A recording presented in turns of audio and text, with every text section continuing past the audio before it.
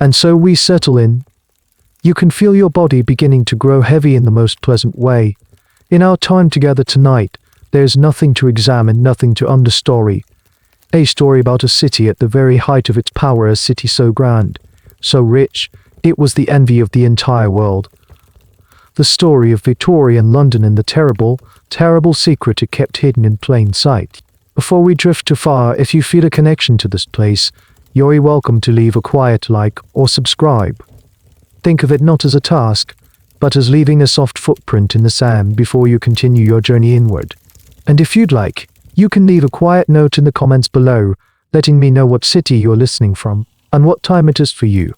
It's a nice way to feel a quiet connection to all the other people settling down to this same story all around the world. Alright, let the shadows in your room grow long and soft. Maybe you can hear the faint sound of your own breathing, and together, let's allow the story to begin. The year is 1858, and you are standing in the heart of the world, London. Not just a city, but a universe unto itself. It is the capital of the British Empire, a sprawling web of power that stretches across the globe. From your vantage point, perhaps on the newly rebuilt Westminster Bridge, the scene is one of dizzying progress and immense, unshakable confidence. Before you, the brand new Houses of Parliament are nearing completion. Their Gothic spires, so pale and ornate, scrape at a sky that is perpetually hazy with the smoke of a million coal fires.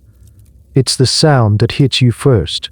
A constant, low roar. The clatter of thousands of iron-rimmed carriage wheels on cobblestones.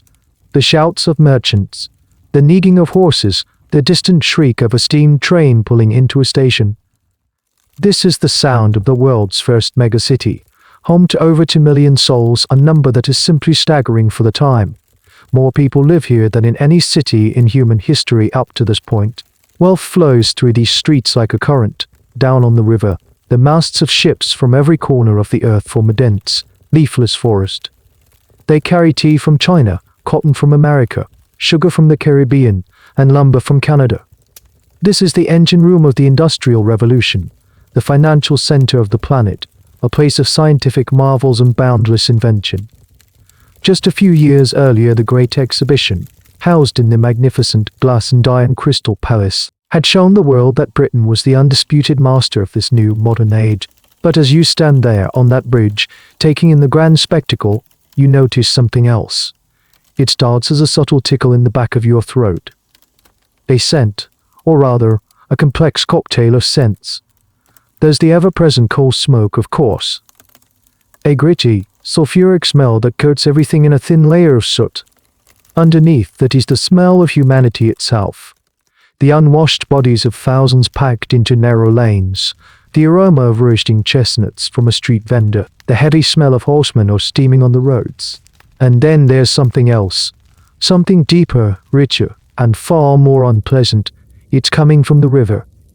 You see, this gilded city has a secret. For all its engineering genius, for all its immense wealth and political power, London has the sanitation system of a medieval village. It has simply outgrown its own body, and the waste of these 2 million people, every last drop of it, has to go somewhere. Down in the muck-choked alleyways, a whole ecosystem of people exists to scavenge this waste. There are the 2 shearers, who wade through the raw sewage of the city's drains in search of lost coins or metal. There are the bungee robbers picking animal skeletons out of the filth to be ground into fertilizer. And strangest of all, there are the pier finders. These are people, often elderly, who walk the streets collecting dog droppings, which they sell to tannery. The tanners use the alkaline properties of the droppings to prepare leather, a process that makes the leather soft and supple. It's a bizarre, but vital, cog in the city's economy. Historians still debate just how aware the average Londoner was of the danger lurking beneath their feet. Was the constant filth and odor a background noise they simply accepted as a part of urban life, or was there a constant, low-level anxiety, a sense that their great city was built on something rotten? It's hard for us to imagine. For you, standing on this bridge in the 1852, the problems are mostly invisible, abstract. The city feels eternal, indestructible. You lean on the stone parapet of the bridge and look down.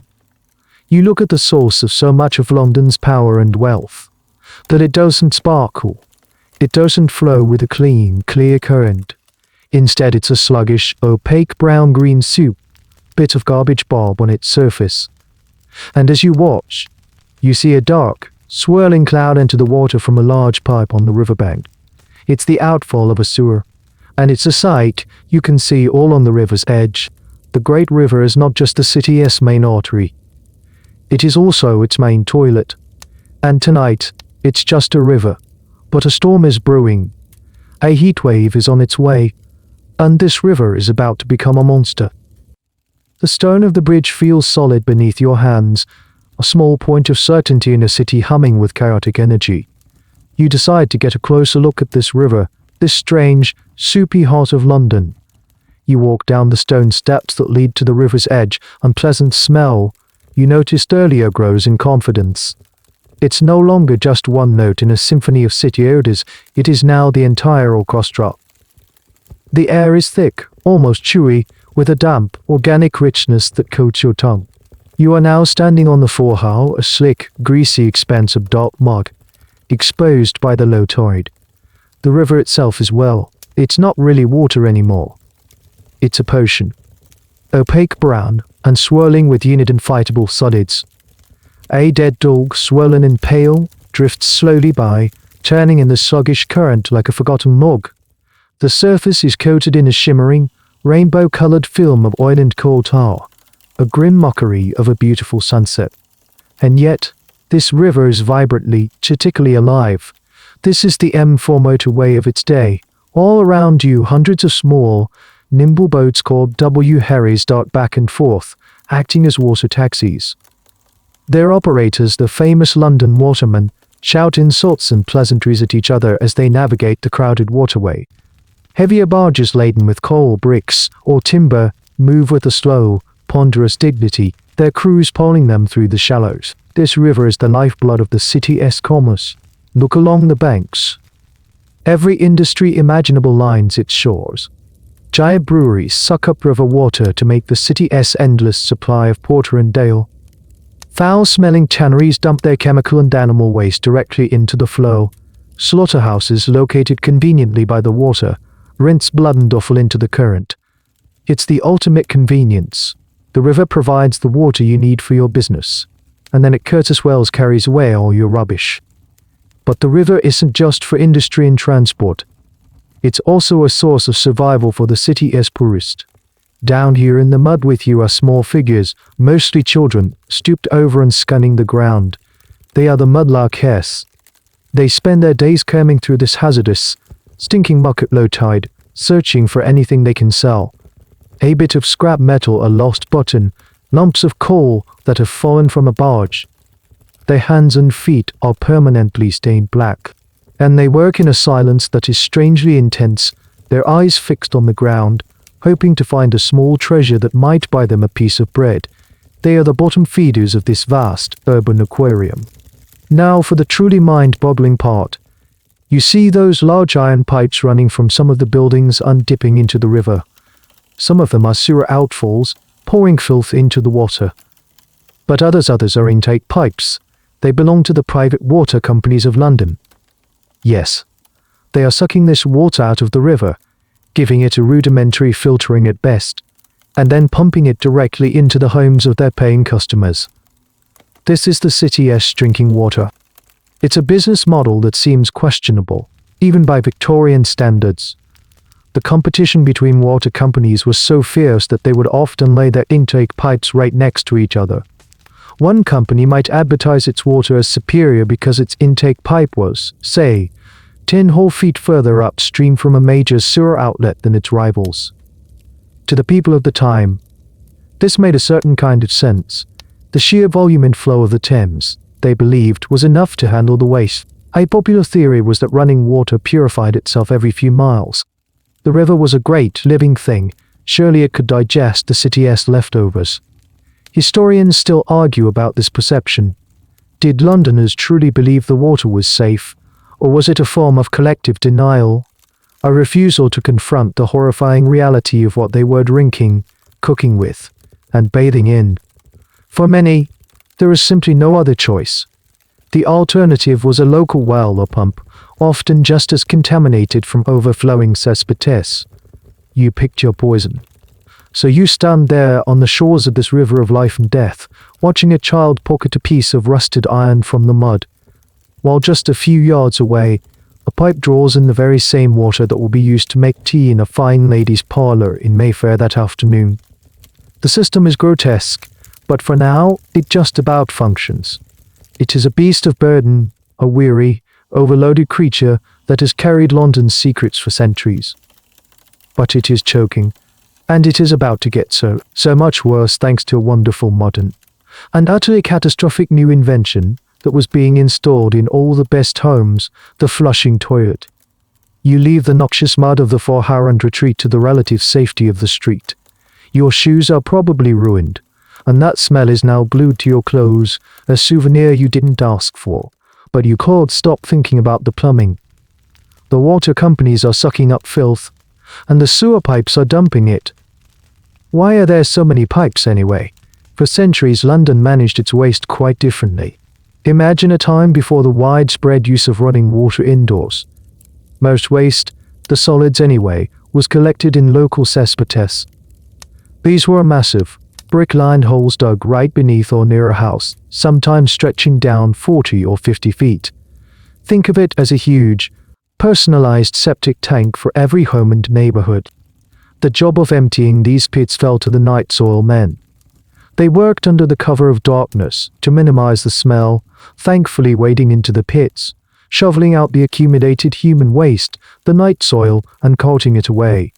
It was dried, perhaps mixed with ash, and sold to farmers in the surrounding counties as high-quality fertilizer. It was a closed-loop system, a kind of primitive, if very smelly, recycling program. Then came the flushing toilet. It's easy for us to take this invention for granted, but in the early to mid-1800 seconds, it was a symbol of ultimate modernity and comfort. It promised sanitation and privacy, no more leaky cesspits in the yard, no more bulky chamber pots to empty. Just a gentle pull of a chain, a rush of water, and poof. The problem? Cesspits were designed for solids, not for the massive amounts of water the new toilets used. When a home installed a flushing toilet, the cesspit would quickly fill up with liquid. The water would seep out through the porous brickwork, contaminating the surrounding ground. More worryingly, the pressure often cracked the pits, allowing liquid waste to leak into the city's ancient network of underground drains and ditches. These drains were never meant to handle a river of liquid sewage.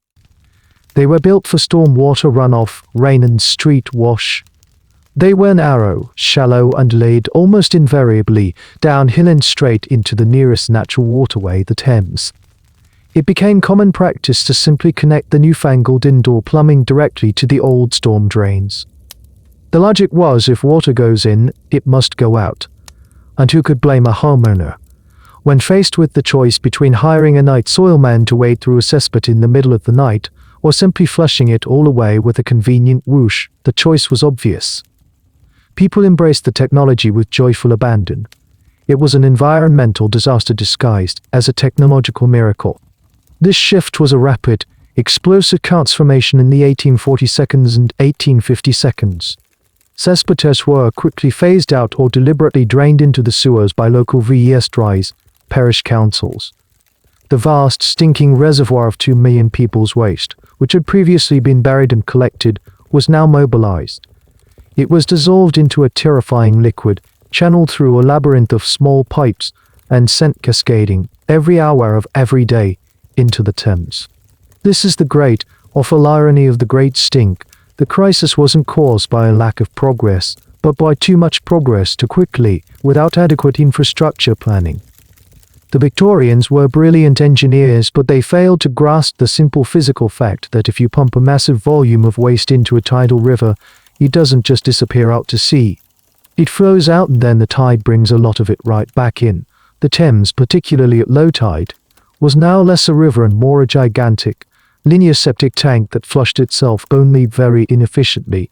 Historians often debate whether the blame should be placed on the inventors of the toilet, the builders who installed them, or the local authorities who lack central coordination.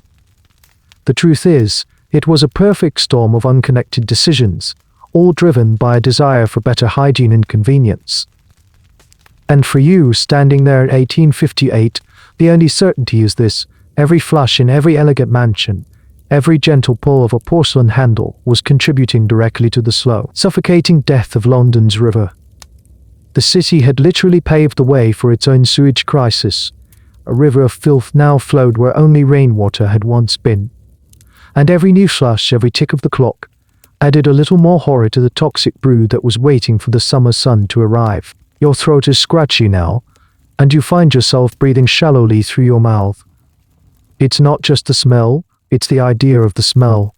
The air itself feels thick, almost malevolent.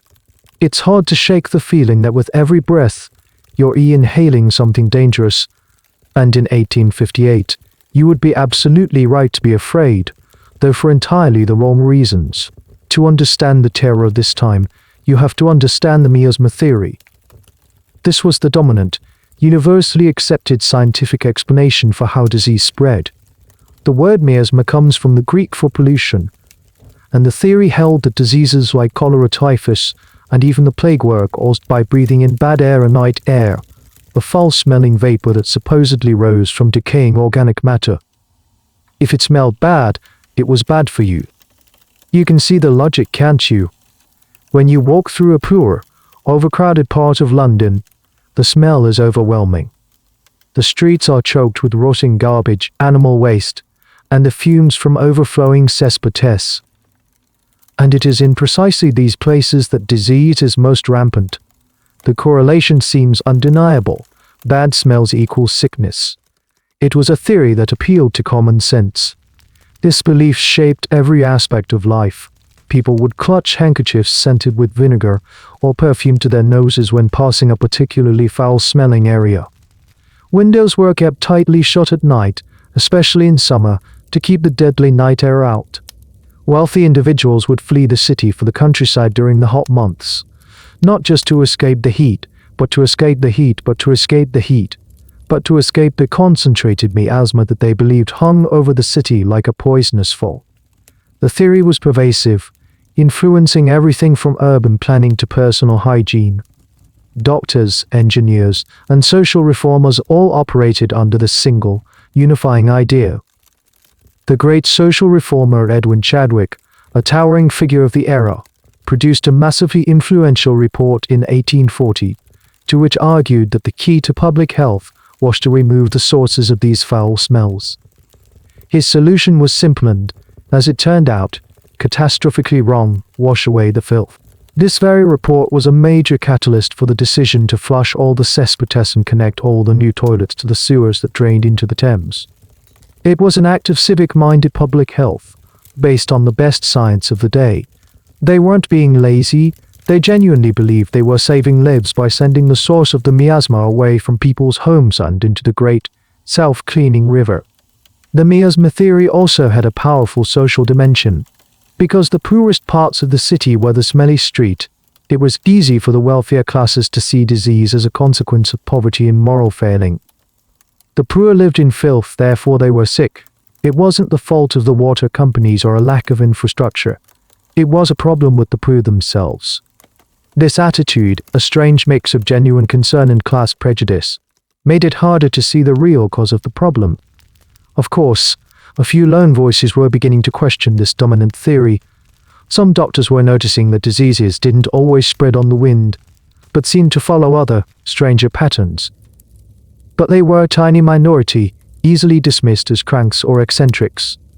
The medical establishment, the government, and the public were all in firm agreement. This is a point that historians are still untangling. How could a theory so completely wrong have held sway for so long, even in the face of mounting evidence to the contrary? It seems to be a classic case of confirmation bias. Every time an outbreak occurred in a smelly slum, it reinforced the miasma belief. The evidence that didn't fit, like the fact that sewer workers, who spent their entire lives literally wading through miasma-producing filth, didn't seem to get sick at a higher rate than anyone else, was simply ignored or explained away. So as you stand there in the smog-filled, stinking air of London, you are trapped within this terrifying belief system. You are convinced that the very air you breathe is trying to kill you. You see the thick brown water of the Thames, and you don't think about contaminated water. You think about the foul, invisible vapor rising from it, a ghostly pestilence waiting to invade your lungs.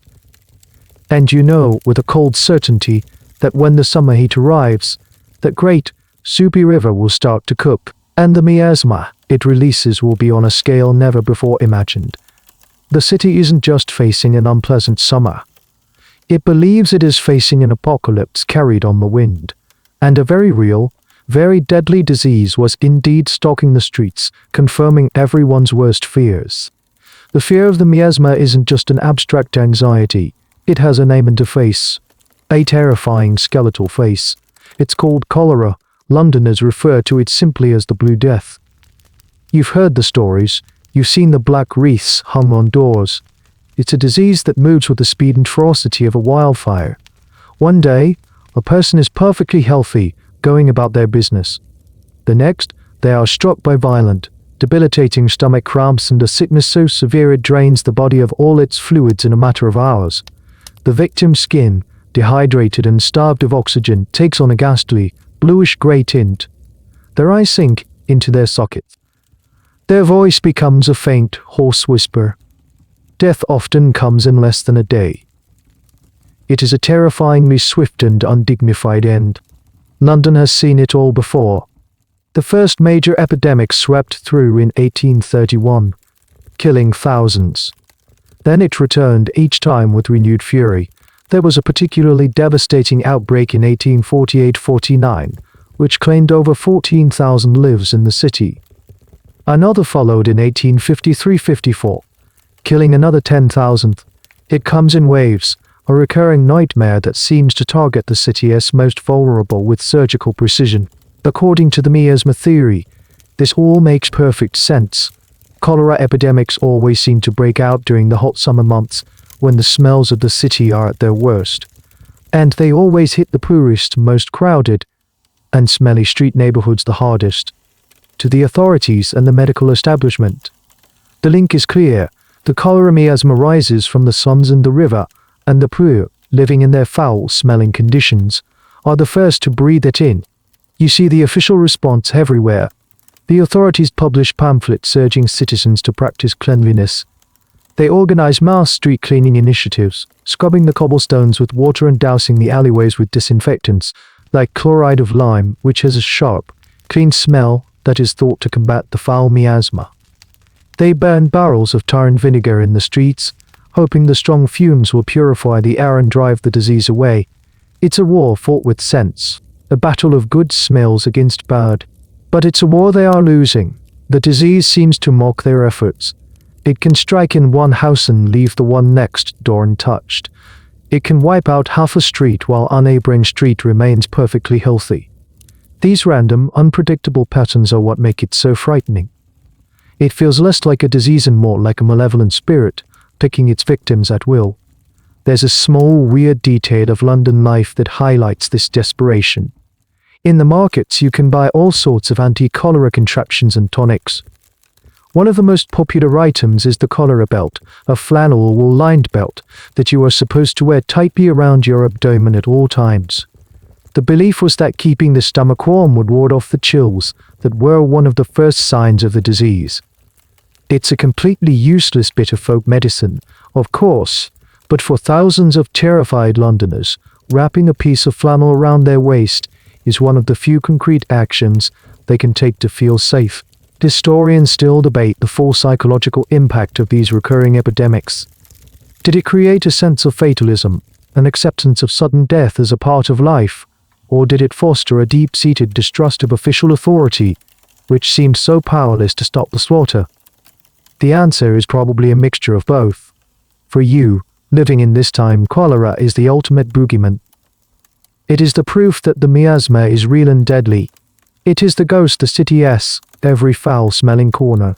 And now, as the spring of 1858 turns towards summer, the fear is palpable. London has had a few years of relative peace from the disease, but everyone knows it's only a matter of time. The city is more crowded than ever. The river is more polluted than ever. The river is more polluted than ever. The new flushing toilets are pouring more fuel on the fire every single day. Everyone is bracing for the next onslaught, the next wave of the Blue Death. They scan the newspapers for the first reports of an outbreak, sniffing the air with a mixture of disgust and genuine fear. They are all looking for the source of the disease in the wrong place. They are looking up into the air for a poisonous vapor. They should be looking down into their water glasses. And one man, the quiet, unassuming doctor, is trying to tell them exactly that. But nobody is listening. Amidst the city-wide panic and the official war on smells, there is a man who walks against the current. His name is Dr. John Snow. He's a respected figure, one of the pioneers of anesthesia. He even administered chloroform to Queen Victoria during childbirth. But on the subject of cholera, he is considered a stubborn, obsessive heretic. For years, Snow has been quietly pushing a radical, almost laughable theory. Cholera, he argues, is not in the air, it's in the water. This idea goes against everything the medical establishment believes. It contradicts the evidence of every owner's own senses. After all, you can smell the miasma. It's a physical presence. How could a disease be carried in something as clear and seemingly pure as a glass of water? Snow's theory is dismissed as the peculiar fixation of an otherwise brilliant man. But Snow is a man of data. He doesn't rely on smells, he relies on patterns. During the terrible cholera outbreak of 1854, his attention was drawn to a specific, catastrophic flare-up in the Soho district, an area you know well. In a space of just 10 days, over 500 people died in a small neighborhood just a few blocks wide. It was a perfect, horrifying case study. While other doctors were sniffing the air and blaming the local sewer smells, Snow did something revolutionary. He started walking. He went from house to house, street to street, speaking to the families of the victims. He was a medical detective, gathering clues. And with each conversation, he marked a small black dot on a detailed map of the neighborhood. Each dot represented a death from cholera. As the dots accumulated, a ghostly image began to emerge on the map. The deaths were not spread out evenly, as you might expect if they were caused by a drifting cloud of miasma. Instead, they were clustered, densely and unmistakably, around a single spot on Broad Street, a public water pump. The Broad Street pump was popular. It was known for having particularly cold, clear-tasting water. People would walk several blocks past other pumps just to fill their jugs there. And Snow's map showed with chilling clarity that the further you lived from that pump, the less likely you were to have died from cholera. He dug deeper, investigating the anomalies, the cases that didn't seem to fit. He found a widow who had moved out of the neighborhood, but who had her servant bring her a bottle of water from the Broad Street pump every day because she liked the taste. She died. Her niece, visiting from another part of London, also drank the water and also died. Meanwhile, right in the heart of the death zone, there was a brewery on Broad Street where none of the 70 workers had contracted cholera. He discovered they had their own private well and, perhaps more importantly, were given a daily allowance of beer, so they never drank water from the pump. Armed with this overwhelming, data-driven evidence, Snow went to the local parish authorities, the Board of Guardians. He presented his map and his findings, arguing that the pump was the source of the outbreak. The board was deeply skeptical. The miasma theory was still the official explanation. But Snow's evidence was so compelling, and the death toll so high, that they were willing to try anything. In a move that was more of a let's humor him and see what happens than a genuine conversion, they agreed to his strange request. The next day, a parish official was dispatched to the Broad Street pump. He unscrewed the handle, making it impossible to draw any more water. It was a simple, anticlimactic act. There was no grand announcement, no public health campaign. The handle was just removed, and the outbreak stopped. Almost overnight, the new cases of cholera in the area dwindled to nothing. It should have been a moment of scientific triumph, the vindication of a brilliant mind. But the medical establishment remained unconvinced. It was a coincidence, they argued. The outbreak was probably already burning itself out anyway. They pointed out that a later investigation of the pumps found no visible contamination. What they didn't know at the time was that the source of the contamination, likely the soiled nappy of a sick baby that had been dumped into a leaky, nearby cesspit, had long since washed away.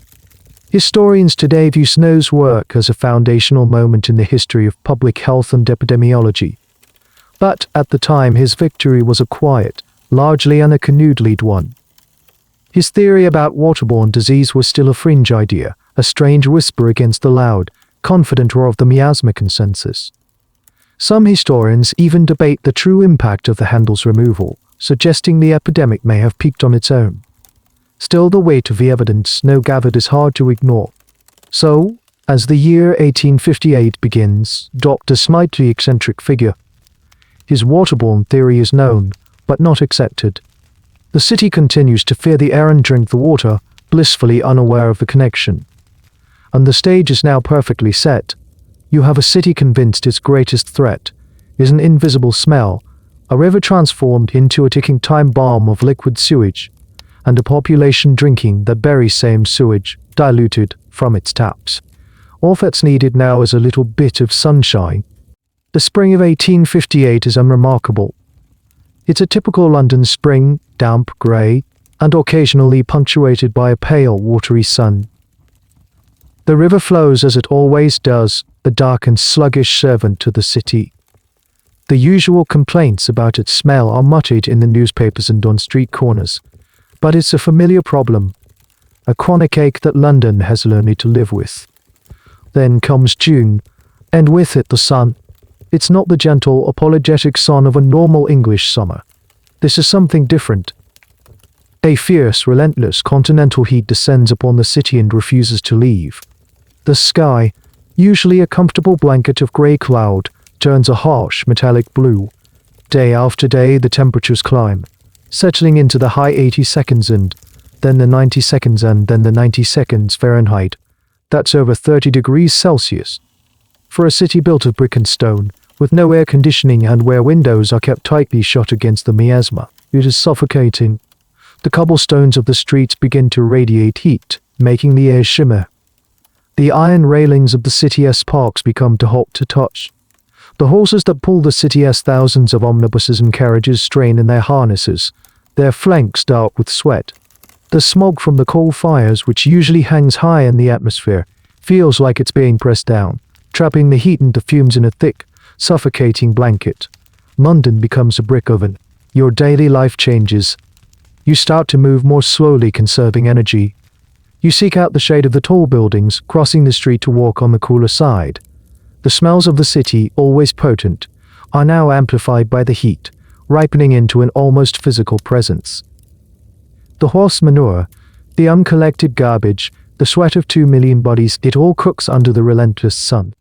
People do what they can to cope. Ice becomes a precious commodity.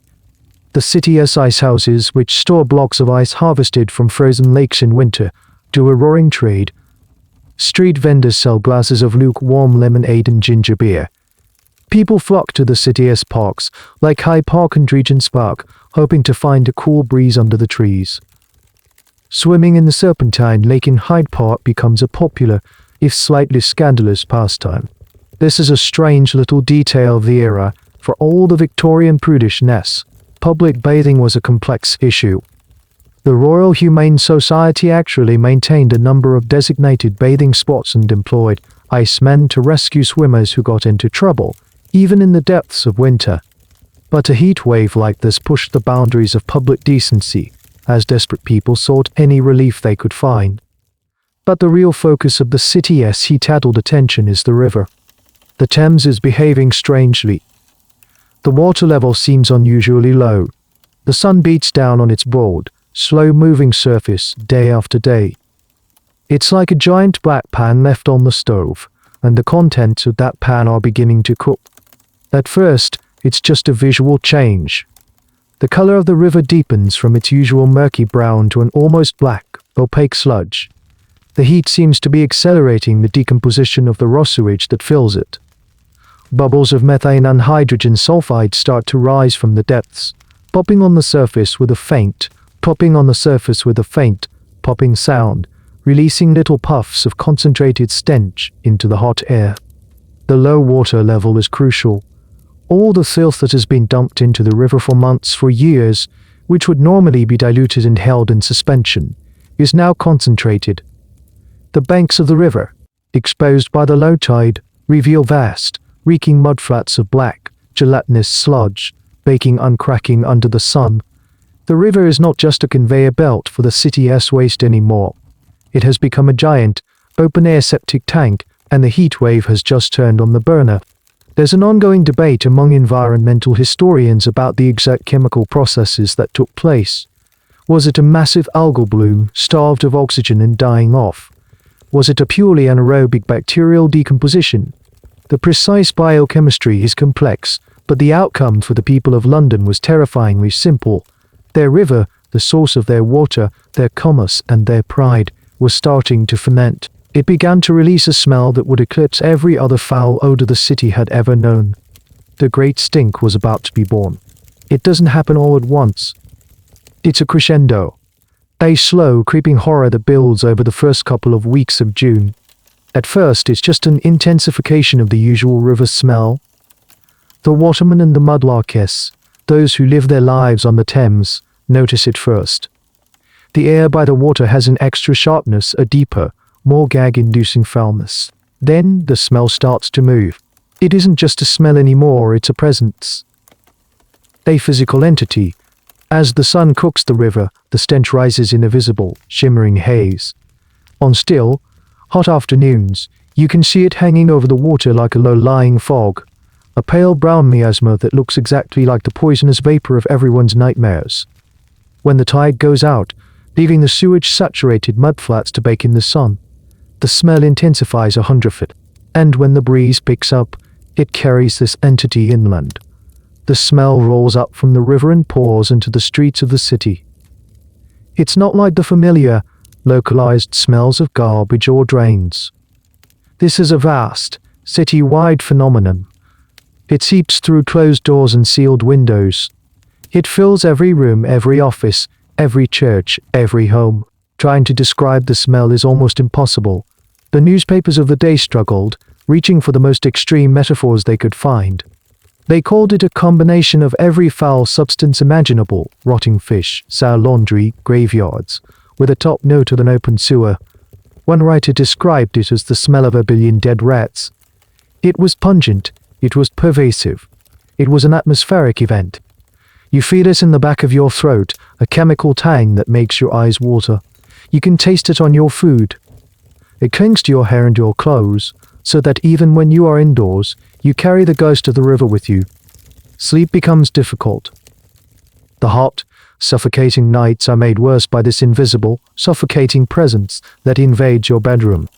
The reaction of the city is one of sheer, dumbfounded horror. This is something new. London has always been a smelly city, but this is different in scale and intensity. It's a biblical plague of stench.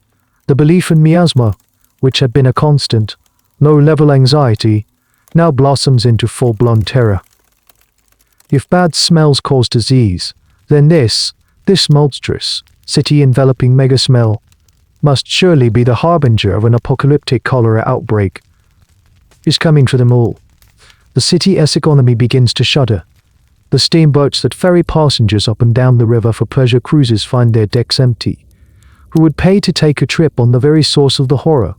The riverside pubs and gardens, usually bustling on summer evenings, are deserted. Trade on the river itself becomes a misery. Barge and ship crews work with rags tied around their faces, soaked in vinegar or camphor.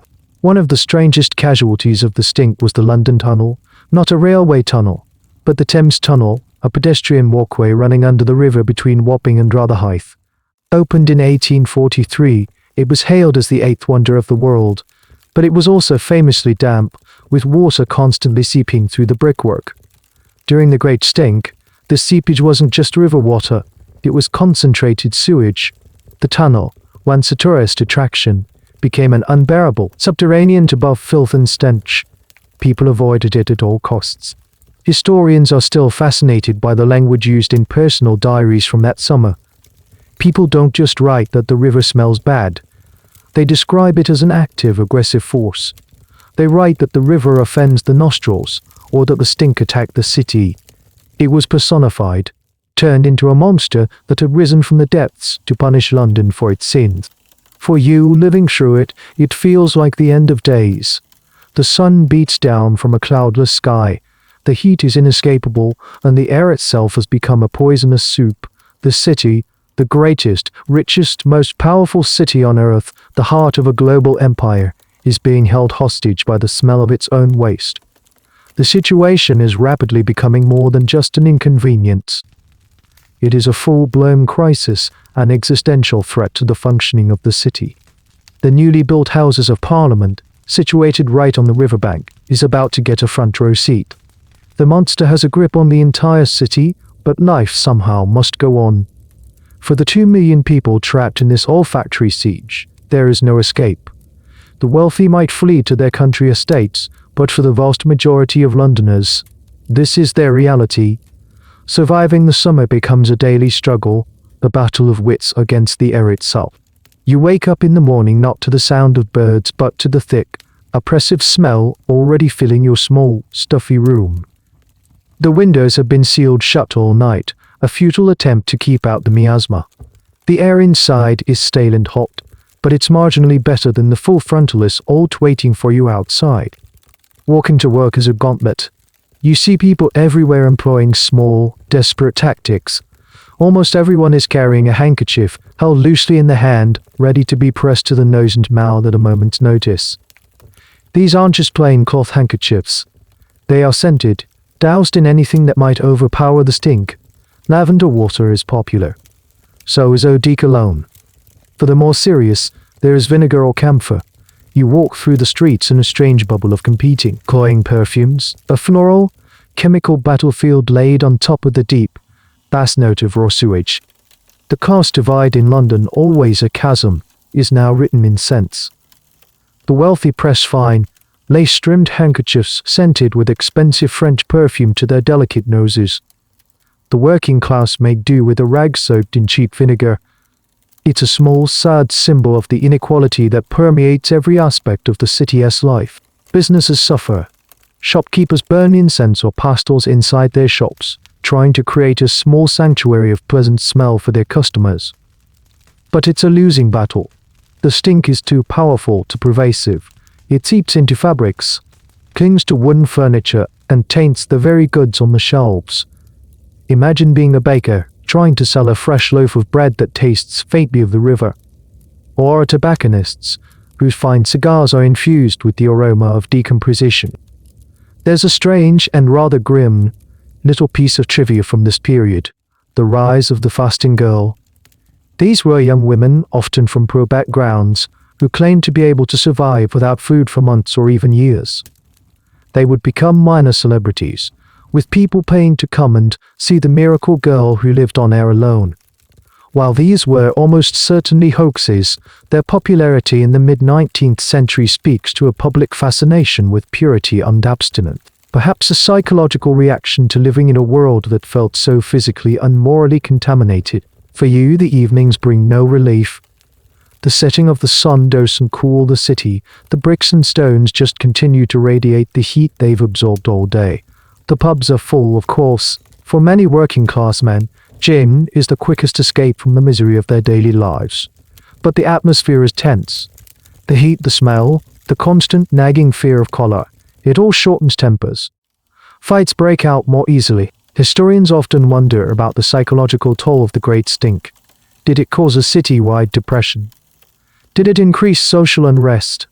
It's difficult to measure, but it's impossible to believe that living in a constant, inescapable, foul-smelling fog of your own city-esque creation wouldn't have a profound effect on your mental state. It's a constant reminder of decay, of disease, of a system that is fundamentally broken. It is humiliating.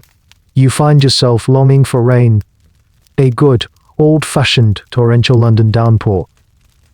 Something to wash the streets clean, cool the air, and, most importantly, raise the level of the river and flush some of the filth out to sea. But the rain doesn't come. Day after day, the sky remains a merciless, empty blue. The sun beats down. The river cooks, and the monster it has created tightens its grip. The grandest city on earth is slowly, inexorably suffocating. The Houses of Parliament, that magnificent neo-Gothic palace of democracy, the very symbol of Britain's imperial might and stability. It is also, unfortunately, located directly on the north bank of the River Thames. For the members of Parliament and the Lords sweating through their summer sessions, the Great Stink isn't a distant problem affecting the lower classes. It is a direct, personal, and profoundly offensive assault on the very nostrils of power. Imagine you are a member of Parliament in late June 1858. You arrive for your daily session in a horse-drawn carriage, perhaps already feeling nauseous from the heat and the smell in the streets. But as you step out into the courtyard of the Palace of Westminster, the full concentrated force of the stink hits you like a physical blow. The building's river-facing terrace and its grand committee rooms, usually prized for their views, are now the front line in an unwinnable war. The building itself is still relatively new, a masterpiece designed by Charles Berry and Augustus Pugin. It has a state-of-the-art ventilation system for its time, designed by the physician David Boswell Reed. This system was supposed to draw in fresh air from outside, heat or cool it as needed, and circulate it through the chambers, the fatal flaw in this brilliant design. The main air intake vents were located at a low level, right next to the river, was now acting as a giant, industrial-scale pump, sucking in the foulest, most concentrated miasma from the Thames and distributing it evenly throughout the entire building. The scene inside the debating chambers becomes a dark farce. The most powerful men in the country, accustomed to delivering long, eloquent speeches on the fate of empires, are reduced to sputtering, gagging figures. They sit with handkerchiefs pressed to their faces. They complain of nausea, headaches, and an inability to concentrate. The business of government is grinding to a halt, not because of political disagreement, but because the air is simply too foul to breathe. Desperate measures are taken. The maintenance staff are ordered to hang huge, thick curtains and sheets over the windows on the river side of the building. These aren't just any curtains. They are soaked in a solution of chloride of lime, a powerful disinfectant and deodorant. The idea is that the chemical will neutralize the miasma as it tries to seep through the windows. This creates a new set of problems. Firstly, the smell of chloride of lime is itself a harsh, acrid, chemical smell. The air in Parliament is now a nauseating cocktail of raw sewage and swimming pool disinfectant. Secondly, the process is laughably ineffective. The stench is so powerful it simply passes through the chemical-soaked sheets as if they weren't there. Thirdly, as the sheets dry out in the summer heat, they need to be constantly rain-soaked, creating a frantic, endless cycle of curtain dipping for the parliamentary staff.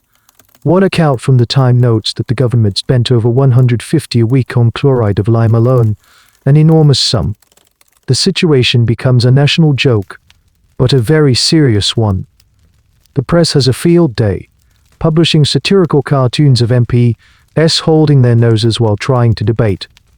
One famous cartoon depicts Father Thames, personified as a filthy, skeletal monster, knocking on the doors of Parliament. The crisis reaches its peak in late June and early July.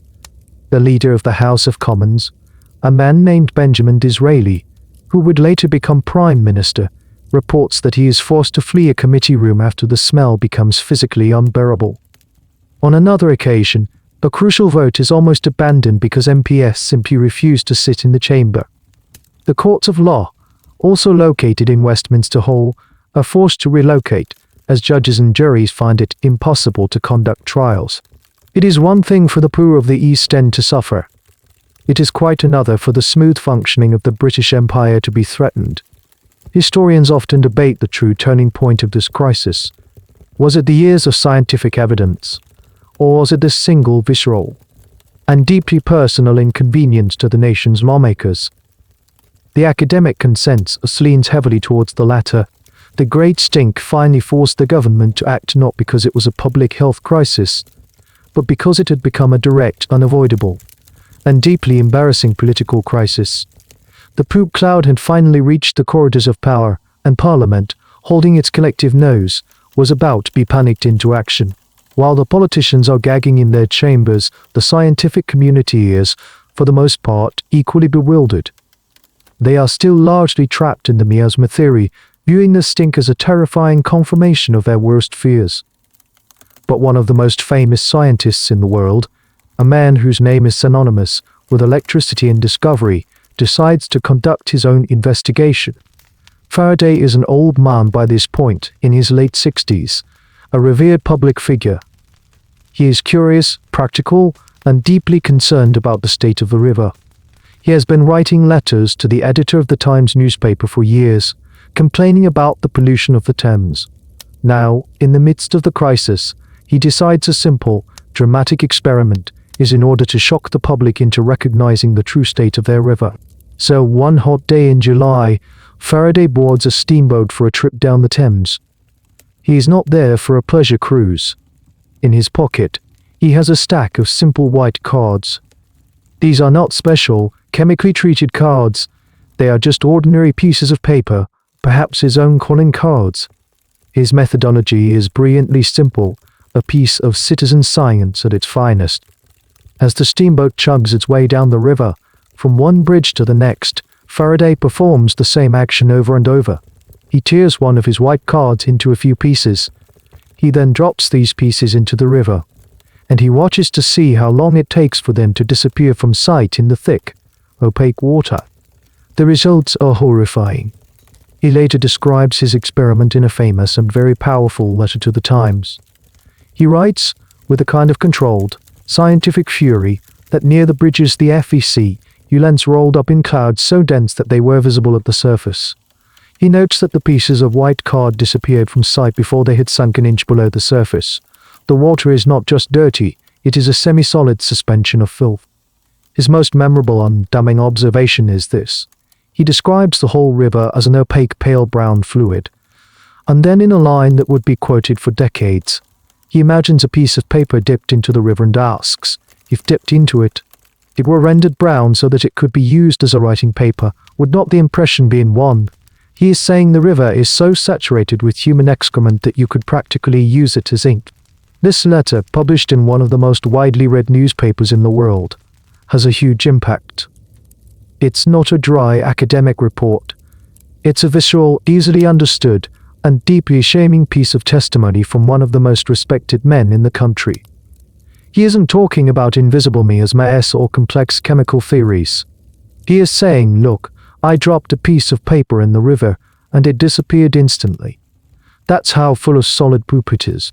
This is a classic example of what historians call a focusing event. It's a moment that crystallizes a long-term problem into a single, powerful image. Faraday's experiment didn't reveal any new scientific information. Everyone knew the river was dirty, but it framed the problem in a way that was impossible to ignore. It cut through the political waffle and the scientific jargon. There is some academic debate about the precise timing of Faraday's letter in relation to the parliamentary debates that were raging at the same time. Did his letter directly influence the politicians, or was it simply part of a growing chorus of public outrage? It's hard to say for certain, but it undoubtedly added immense pressure. It was the scientific establishment, in the form of its most famous representative, effectively throwing up its hands and declaring the situation an abomination. Faraday's little experiment is a perfect illustration of his genius. He was a man who could unravel the complex mysteries of electromagnetism, but he could also see the power of a simple, direct demonstration. He didn't need a laboratory or expensive equipment to prove his point. All he needed was a boat trip, a few pieces of paper, and the courage to describe what he saw in plain, unsparing language. His white cards, sinking into the brown filth, became a symbol of a city sinking under the weight of its own success. The image was stark, simple, and utterly damning. While Faraday is conducting his elegant experiments and the politicians are fanning themselves in Parliament, the rest of London is engaged in a far less scientific and far more chaotic battle against the stink. The city's response is a fascinating, and often comical, mix of official action, commercial opportunism, and individual desperation. The official response is led by the newly formed Metropolitan Board of Works. This is the central body responsible for the city's infrastructure, and they are in full-blown panic mode. Their primary weapon, much like in Parliament, is chloride of lime, tons of it. You see the work crews everywhere. They are a common sight, pushing hand carts laden with barrels of the white, chalky powder. They trudge along the riverbanks at low tide, shoveling the chloride of lime directly onto the exposed, stinking mud flats. The idea is to create a chemical crust that will trap the foul odors. It works for about an hour, until the tide comes back in, washes it all away, and leaves a fresh new layer of sewage to bake in the sun when it recedes again. A constant, losing battle against an endless river of filth. They don't just dump it on the banks. They pour it directly into the mouths of the sewers that empty into the Thames. Barges are moored in the river, and men stand on their decks, tipping barrel after barrel of lime and carbolic acid into the water, hoping to disinfect the river itself. The Thames becomes a strange, streaky chemical soup, with patches of milky white fluid mingling with the dark brown sludge. This massive, citywide deodorizing campaign costs a fortune. It's estimated the Board of Works was spending something in the region of $1,500 per week on these chemicals. That's an astronomical sum for the time, the equivalent of hundreds of thousands of pounds today. And it's all, essentially, for nothing. It's like using a teacup to bail out a sinking ship. Where there is crisis, there is also opportunity. Clever entrepreneurs quickly begin to market a whole range of anti-stink products. The newspapers are full of advertisements for ozonized waters, antiseptic fluids, and aromatic disinfectants. You can buy special sponges to hang in your windows, soaked in some proprietary, sweet-smelling liquid. There are devices that promise to purify the air in a room by releasing a fine mist of perfume. It's the Victorian equivalent of the modern air freshener industry, born out of a moment of intense, foul-smelling desperation. A particularly weird and wonderful example of this is the galvanic anti-miasma necklace. These were pieces of jewelry, often containing small discs of copper and zinc, that were supposed to generate a tiny, imperceptible electrical current. This current, the sellers claimed, would create a protective electric shield around the wearer, repelling the poisonous miasma particles. It was complete pseudoscience, of course, but for a terrified public, any glimmer of hope, no matter how scientifically implausible it, was worth a try. The debate about what to do is raging. Wild schemes are proposed in letters to the newspapers. One person suggests building a series of giant fans along the riverbank to simply blow the smell away. Another proposes roofing over the entire Thames through central London, turning it into a giant, enclosed sewer. Some even argue for abandoning London altogether and moving the seat of government to a cleaner, healthier location like Oxford or St Albans. Historians still find these proposed solutions fascinating because they reveal the mindset of the time. Many of the ideas were grand, ambitious, and completely unworkable. They show a society grappling with a problem that was beyond their existing technological and conceptual frameworks.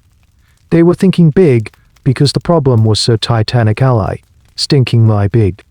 For you, navigating this landscape of chemical warfare and quack remedies, it's a confusing and anxious time. Do you trust the chloride of lime the government is dumping everywhere?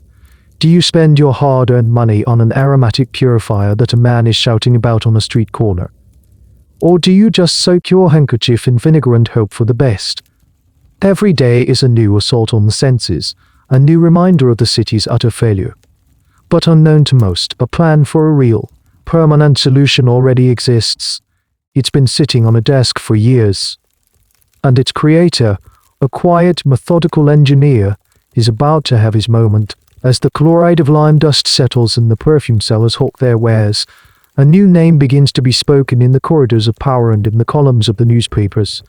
It's a name that is, at first, difficult to pronounce. Boziletage. He is not a politician, a famous scientist, or a charismatic public speaker. He is an engineer. And in 1858, he is the chief engineer of the Metropolitan Board of Works, the very organization currently engaged in the futile chemical war against the river. He's a man of blueprints, calculations, and quiet, unshakable competence. You can picture him easily.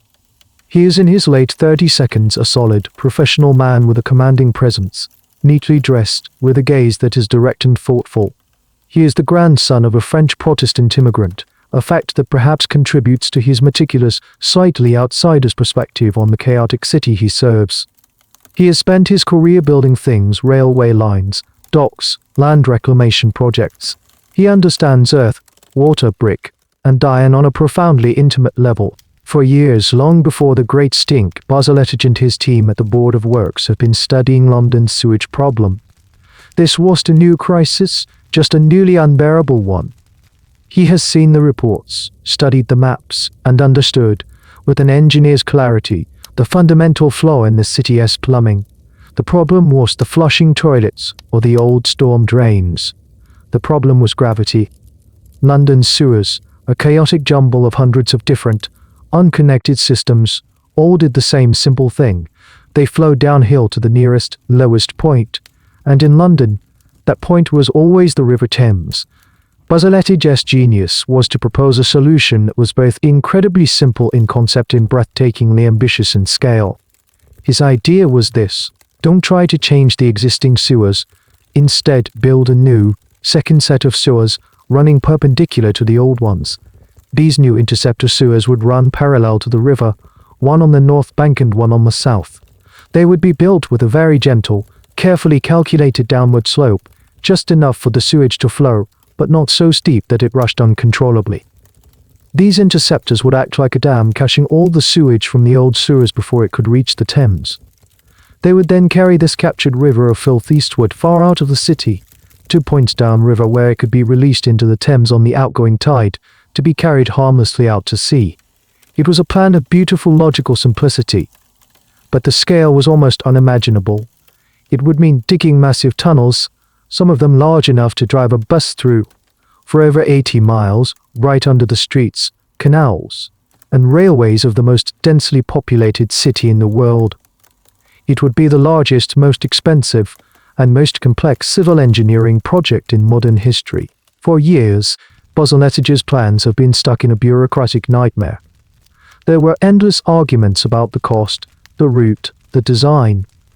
Different government committees had reviewed and rejected 5 different versions of his plan before 1858. The sheer expense was a major sticking point. The project was estimated to cost around 3 million, a figure so vast it was difficult for many politicians to even comprehend.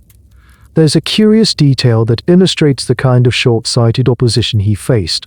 Some critics, known as the outfall controversialists, argued obsessively over the exact location of the sewer outfalls. They feared that releasing the sewage downstream would simply pollute other towns, or that the tides would bring it back up to London anyway. Barzolettage, a master of tidal hydrodynamics, had meticulously calculated the optimal release points and times, but his opponents, often armed with little more than opinion, managed to delay the project for years. Historians still debate whether this opposition was based on genuine concern or simply a political reluctance to spend the money. But now, everything has changed. The Great Stink has done what years of rational argument and scientific reports could not. It has created the committee rooms of Parliament as a more powerful argument than any blueprint. Barzolettage, the patient, persistent engineer, is no longer just another bureaucrat with an expensive plan. He is now the man with the only viable solution. He is London's last best hope, and he is ready. He has the maps, he has the calculations, he is just waiting for the green light. The atmosphere in Parliament is no longer just one of discomfort, it is one of sheer panic. The government of the day, led by the Conservative Lord Derby with Benjamin Disraeli as his formidable Chancellor of Commons, is facing a full-scale mutiny. Members of Parliament are threatening to abandon the session altogether. The press is merciless. The public is terrified. The stink has rendered the normal ponderous space of British politics impossible. Action is needed, and it needs to be immediate. The years of dithering of committees and commissions are over. The time for talk has passed. The time for digging has arrived. In this moment of crisis, Disraeli, a master political operator, sees an opportunity. He realizes that the government that solves the Great Stink will be remembered as heroes. He also realizes that if they fail to act, they will be a laughingstock. He decides to seize the moment and push through the necessary legislation with a speed that is almost unheard of in parliamentary history. He introduces a bill. Its official title is the Metropolis Local Management Amendment Act, a typically dry and bureaucratic name. But everyone knows what it is. It's the Great Stink Bill. Its purpose is simple and direct. It will grant the Metropolitan Board of Works and its chief engineer Joseph Bozaletich the authority and, crucially, the money to begin construction of the new sewer system immediately. The bill gives Bozaletich almost dictatorial power over the project. He is to be given a free hand to build his system according to his own designs, without the endless political interference that has plagued the project for years. The endless arguments of the outfall controversialists are swept aside. The decision is made: build the sewers, build them now, and build them Bozaletich's way. To fund this monumental undertaking, the bill authorizes the board to borrow $3 million, that massive, once unthinkable sum. This debt will be repaid over 40 years by levying a special 3-penny rate, a small property tax on all of London. It is a simple, direct, and fair way to fund a project that will benefit the entire city. For the first time, London is acting as a single, unified entity to solve a common problem. What happens next is a blur of legislative activity. In the suffocating heat and stench of that July, Parliament moves with the speed of a startled animal. The bill is rushed through the House of Commons. The usual lengthy debates are curtailed. Opposition is muted. No politician wants to be seen as voting in favor of the stink. It then goes to the House of Lords, who, suffering just as much from the smell, pass it with similar haste. From introduction to receiving royal assent from Queen Victoria takes just 18 days. 18 days. In a political system famous for its slow, deliberate pace, this is the equivalent of breaking the sound barrier. It is a testament to the sheer, motivating power of the crisis. The Great Stink had achieved in less than a month what a decade of cholera epidemics and scientific reports had failed to do.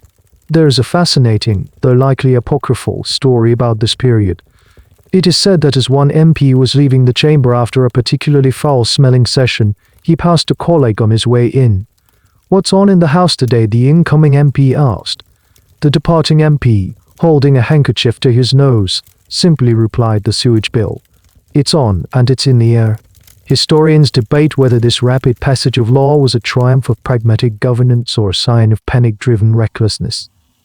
By handing so much power and money to a single, unelected body like the Board of Works, were they setting a dangerous precedent? Some contemporary critics certainly thought so. But for the vast majority of Londoners, and for the sweating politicians in Westminster, it was a moment of profound relief. The law is passed. The money is secured. The arguments are over. Joseph Bozaletich, the quiet engineer, now holds in his hands the power, the funding, and the mandate to build his secret underground world. The city, holding its breath and its nose, waits for the sound of the first shovel hitting the ground. The war on the stink is about to move from the chemical to the physical. With the ink on the new law barely dry, Joseph Bozaletich unrolls his maps. The time for theory is over. The time for construction has begun. And the blueprint he lays out is a work of understated genius, a masterpiece of Victorian engineering that is both elegantly simple and mind-bogglingly complex.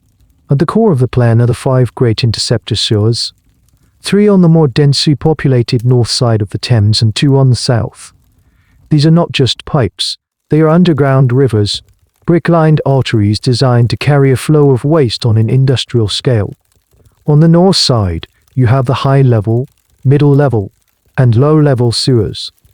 The high-level sewer starts way out in the leafy suburbs of Hampstead Heath, using the natural slope of the land to its advantage.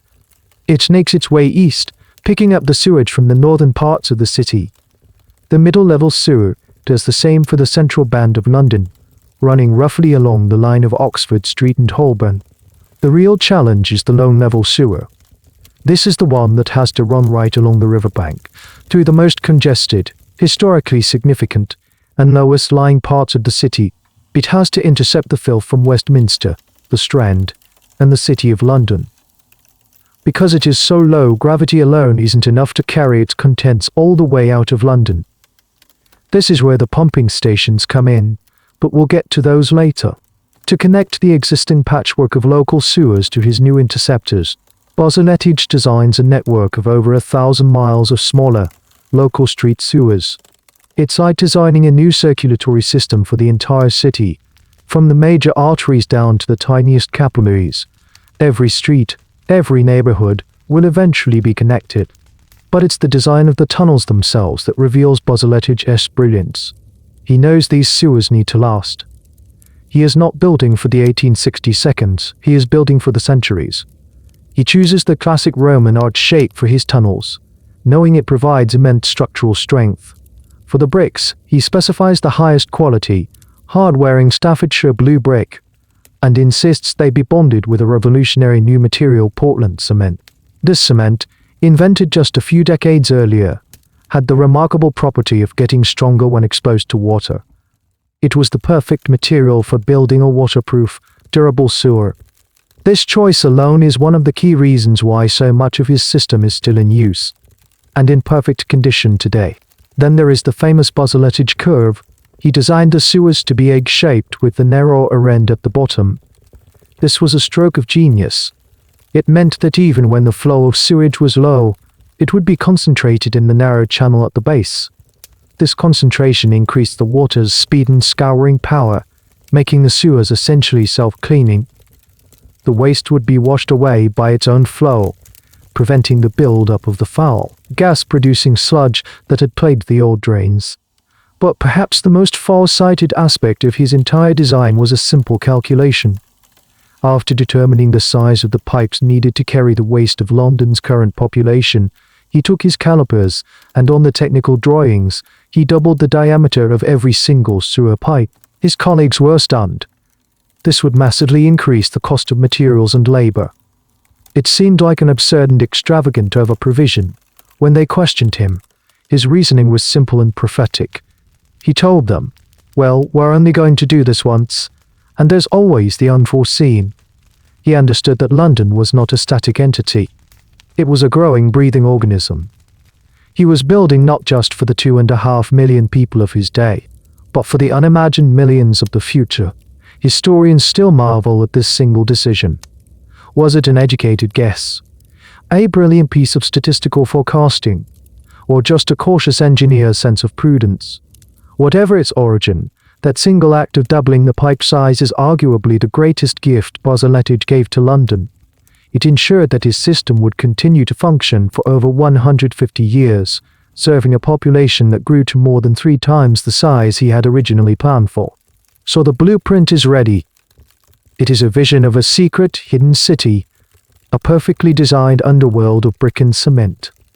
It is elegant, durable, and massively ambitious. Now comes the hard part, building it. The blueprints are one thing, the reality of construction is quite another. You cannot simply close down the world's busiest city for a decade to build a new sewer system. Bozaletic's great challenge is to construct his vast, subterranean network without paralyzing the vibrant, chaotic city that lives and works right on top of it. The work begins almost immediately in early 1859, and the primary method of construction is a technique known as cotton cover. It is as brutally simple as it sounds. First, a massive trench, sometimes 40 or 50 feet deep, is dug along the path of the new sewer. Then, the bricklayers descend into this chasm to construct the tunnel. Once the arched brickwork is complete, the trench is filled back in, and the street is repaved on top. Imagine the scene. You are walking down a major London thoroughfare, like the Strand or Oxford Street, but one side of the street is gone, replaced by a deep, muddy canyon, crisscrossed with heavy timber beams to stop the sides from collapsing.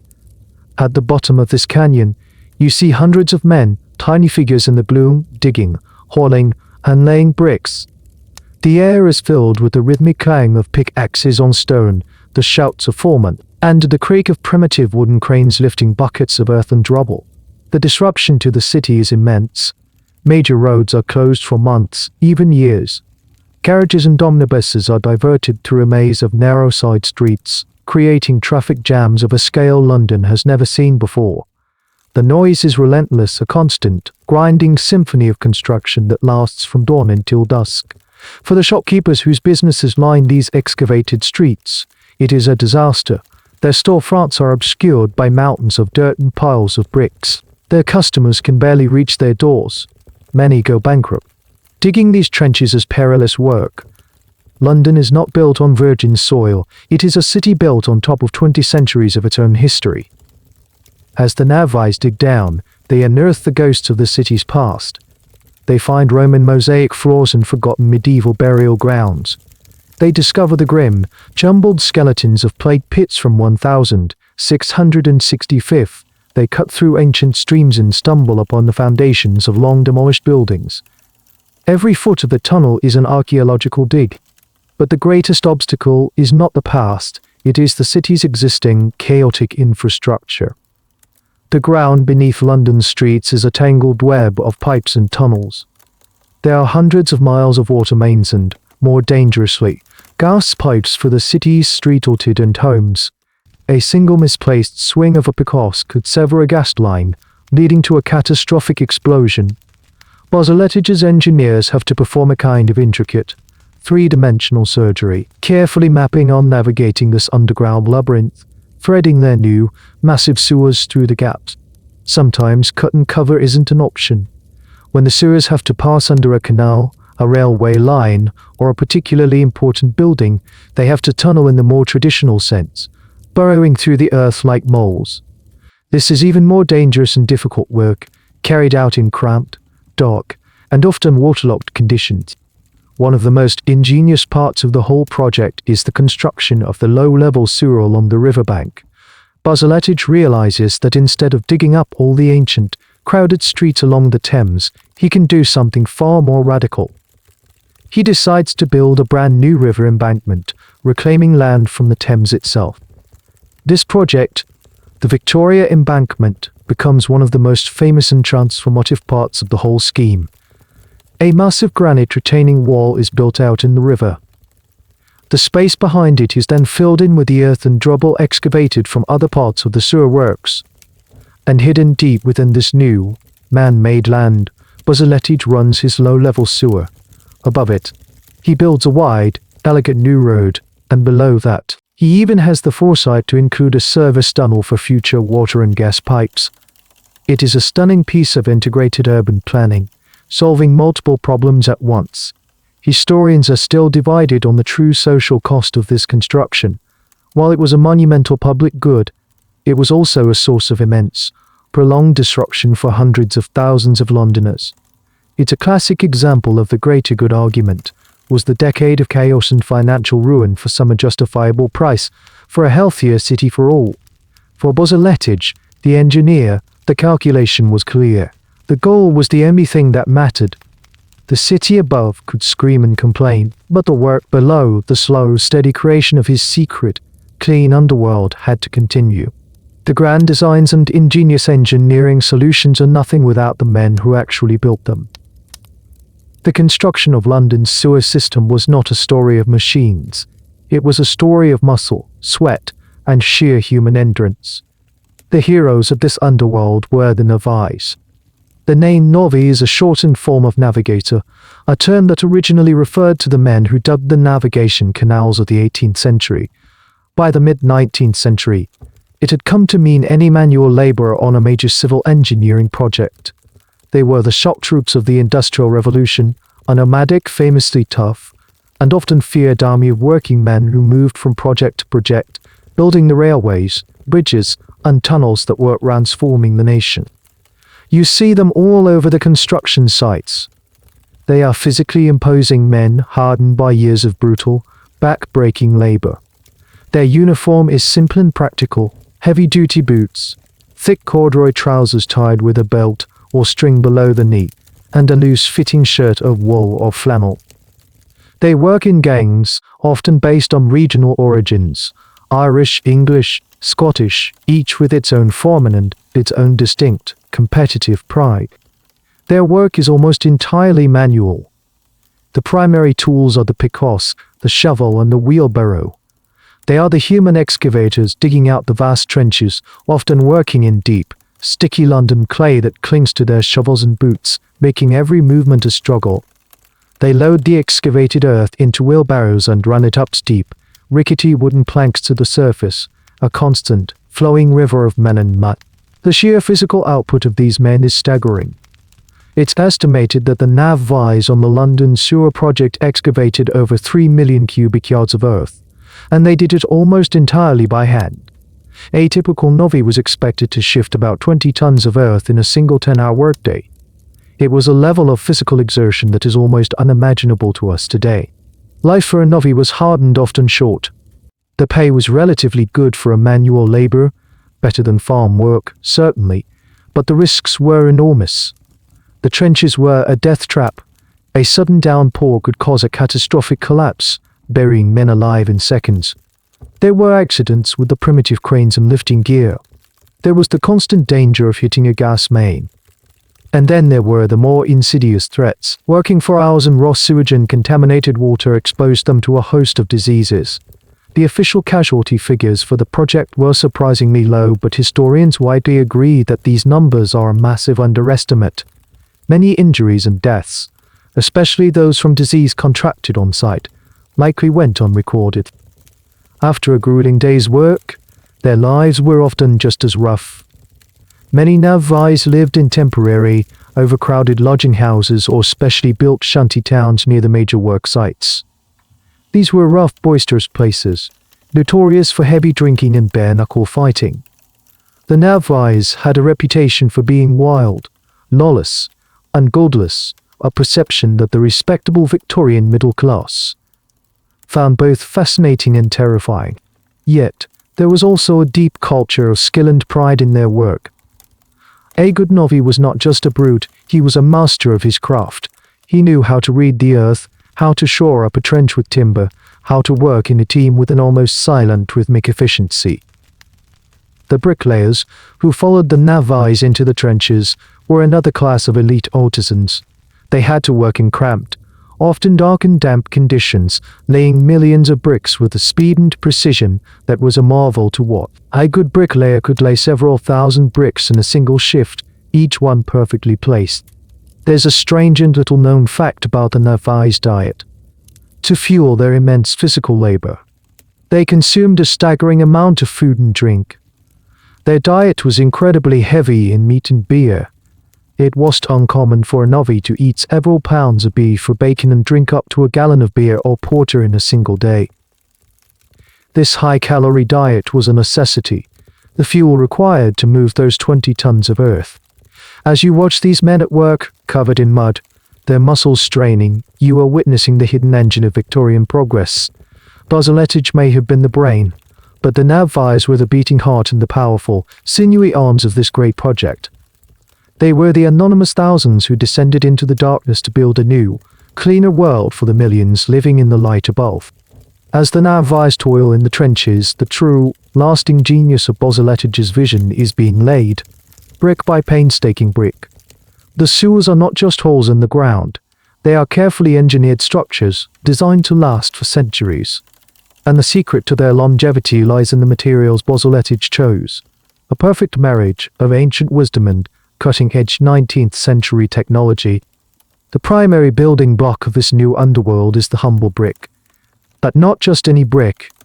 Bosselettage specified the use of high-quality, dense, and non-porous engineering bricks, primarily from Staffordshire and Reading. These were fired at a higher temperature than common house bricks, making them incredibly strong and resistant to water and chemical erosion. Over 318 million of these bricks would be used to line the tunnels of the main drainage system. That's enough to build a wall 6 feet high, stretching from London to Moscow. The quality control was famously strict. Each batch of bricks delivered to the work sites was inspected. They were tested for shape, size, and strength. Any brick that was cracked, warped, or too porous was immediately rejected. Bosselettage knew that a single faulty brick could compromise the integrity of an entire section of tunnel. But the real magic wasn't just in the bricks, it was in the mortar that held them together. The traditional lime mortar used for most building projects was not suitable for the sewers. It could be slowly washed away by the constant flow of water. Bozzalettage needed something stronger, something waterproof. He found his answer in Portland cement. Invented in the 1820s by an English bricklayer named Joseph A. Dean, Portland cement was a revolutionary product. It was a type of hydraulic cement, meaning it would not only set in wet conditions, but would actually become harder and more stone-like over time as it cured in the presence of water. It got its name because its final, hardened color resembled the prized Portland stone used in many of London's grandest buildings. By the 1860s, the manufacturing process for Portland cement had been refined and perfected. It was made by heating a precise mixture of limestone and clay to an extremely high temperature, a process called clinkering, and then grinding the resulting clinker into a fine powder. When mixed with sand and water, it created a mortar of unprecedented strength and durability. Bozzalettage specified a particularly strong mix, 1 part cement to 1 part sand, for all his sewer works. This choice was a masterstroke. The Portland cement mortar made the brick tunnels virtually monolithic, a single, solid structure. It was completely impervious to water, preventing sewage from leaking out and contaminating the surrounding ground, and preventing groundwater from leaking in and overwhelming the system. It is this combination of high-quality brick and waterproof cement that has allowed Bozzalettage sewers to survive for over 150 years, with many sections still in near-perfect condition. There's a curious detail that emerges from the construction records. The contractors who won the bids to build the various sections of the sewer system often set up their own brickworks and cement factories near the sites. This was a logistical necessity. The sheer volume of materials required was so immense that it was easier to manufacture them on site than to transport them through the already gridlocked city. This created a whole secondary industry around the sewer project, a sprawling ecosystem of brick kilns, cement mills, and transport barges. Historians who have studied the material science of the project are still in awe.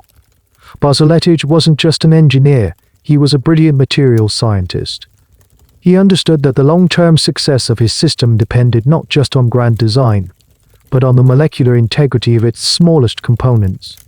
The academic debate here is less of a controversy and more of a discussion of influence. Did the sewer project's massive demand for high-quality Portland cement help to standardize and popularize its use, kick-starting the modern concrete industry? Many argue that it did, that the London sewers were a crucial, large-scale demonstration of the material's potential. So as you watch the bricklayers in the depths of the trench, you are not just seeing the tunnel being built, you are seeing the creation of a modern fossil. These men, using the best materials of their age, are constructing a system so robust, so perfectly suited to its purpose, that it will outlast the very buildings and streets on the surface above it. They are creating a hidden monument of brick and cement that will serve the city silently and flawlessly for generations to come. The system Bozzalettage designed was a masterpiece of gravity and gentle slopes, but there was one problem that even he could not solve with gradient alone. The lowest parts of London, the flatlands near the river, were in some places below the high tide mark. Sewage from these areas simply couldn't flow eastward out of the city on its own. It needed a lift, a massive, mechanical lift. This is where you discover perhaps the most surprising and beautiful element of the entire system, the pumping stations. These were not the grim, utilitarian, concrete blockhouses you might imagine. In an act of supreme Victorian confidence and civic pride, Bozzalettage and his team designed these buildings to be magnificent, cathedral-like temples of industry. They were, in effect, palaces for pumping sewage. The 4 main stations are architectural marvels. At the western end, you have the Abbey Mills pumping station in Stratford, and the Western pumping station in Pimlico. Further east, where the main sewers reached their final destination before the outfalls, were the Crossness pumping station on the south bank and the Beckton pumping station on the north. Let's step inside one of these places, perhaps the most spectacular of them all, Crossness. From the outside, it's a grand Romanesque building of red and yellow brick, with elegant arched windows and a tall, ornate clock tower that looks more like it belongs on a town hall. There is nothing to suggest its foul-smelling purpose. But it's the interior that truly takes your breath away. You walk into a vast, octagonal hall, the ironwork oratory. The space soars upwards, lit by natural light from a high dome. And everywhere you look, there is color and intricate detail. The cast ironwork, the pillars, the staircases, the railings is breathtaking. It is not just structural. It is decorative, featuring elaborate floral patterns, graceful curves, and delicate filigree. The capitals of the iron columns are adorned with carved foliage. The whole space is painted in a vibrant palette of reds, greens, creams, and golds. It feels less like a pumping station and more like the inside of a lavishly decorated church or a grand opera house. And in the center of this iron cathedral sit the giants. Four of the largest steam-powered, single-cylinder rototype beam engines ever built. Each one is a monster of Victorian engineering, a gleaming behemoth of polished brass and painted iron, weighing over 240 tons. Each engine is named after a member of the royal family: Victoria, Prince Consort, Albert Edward, and Alexandra. When they were in operation, these massive beams would rise and fall, hypnotic, and almost silent rhythm, each stroke lifting thousands of gallons of London's sewage up from the low-level sewer into a vast reservoir, ready to be released into the Thames on the ebb tide. This extravagant decoration seems bizarre to a modern eye. Why spend a fortune making a sewage pumping station so beautiful? But it reveals something deep about the Victorian mindset. To them, engineering was not just functional, it was a high art, a moral and aesthetic triumph. They believed that even the most mundane piece of public infrastructure should be ennobling and beautiful. It was a statement of civic pride, a declaration that London was a city that cared about quality, even in the hidden, unglamorous machinery of its own sanitation. Bosletich himself was a firm believer in this philosophy, famously stating that if you do a thing, do it well. There's a wonderful, quirky detail about the man who designed most of this ornate ironwork. His name was Thomas Jekyll, and he was a prominent architect and designer associated with the arts and crafts movement. He's more famous for designing a spectacular cast iron fireplace surround called the Peacock Grate. The fact that a high-end decorative artist was commissioned to beautify the interior of a sewage works speaks volumes. The academic debate surrounding these buildings often centers on this very question of aesthetics. Were they a magnificent expression of civic confidence, or a wasteful, extravagant folly, spending public money on decoration that few would ever see? Some social historians argue it was a way for the middle-class engineers and politicians to impose their own grand, quasi-religious aesthetic onto a fundamentally dirty, working-class problem. Whatever the interpretation, the result is undeniable. These pumping stations are masterpieces, hidden jewels of the industrial age, where the raw power of steam and the highest aspirations of art were brought together to perform the city's dirtiest, but most essential task. The tunnels are dug, the bricks are laid, and the magnificent pumping stations are ready to thrum into life. Now comes the final, crucial step in Bosletich's grand plan, redirecting the city's torrent of filth. The moment of truth is at hand. The process is not as simple as flipping a single giant switch. It's a phased, multi-year rollout, a slow and complex piece of urban surgery. As sections of the new interceptor sewers are completed, they are brought online. The connection points are pre-built, junctions where the old, gravity-fed local sewers intersect with the new, deeper interceptors. Opening them is a matter of removing a final brick wall or opening a large iron penstock gate. Imagine you are one of the engineers overseeing this process.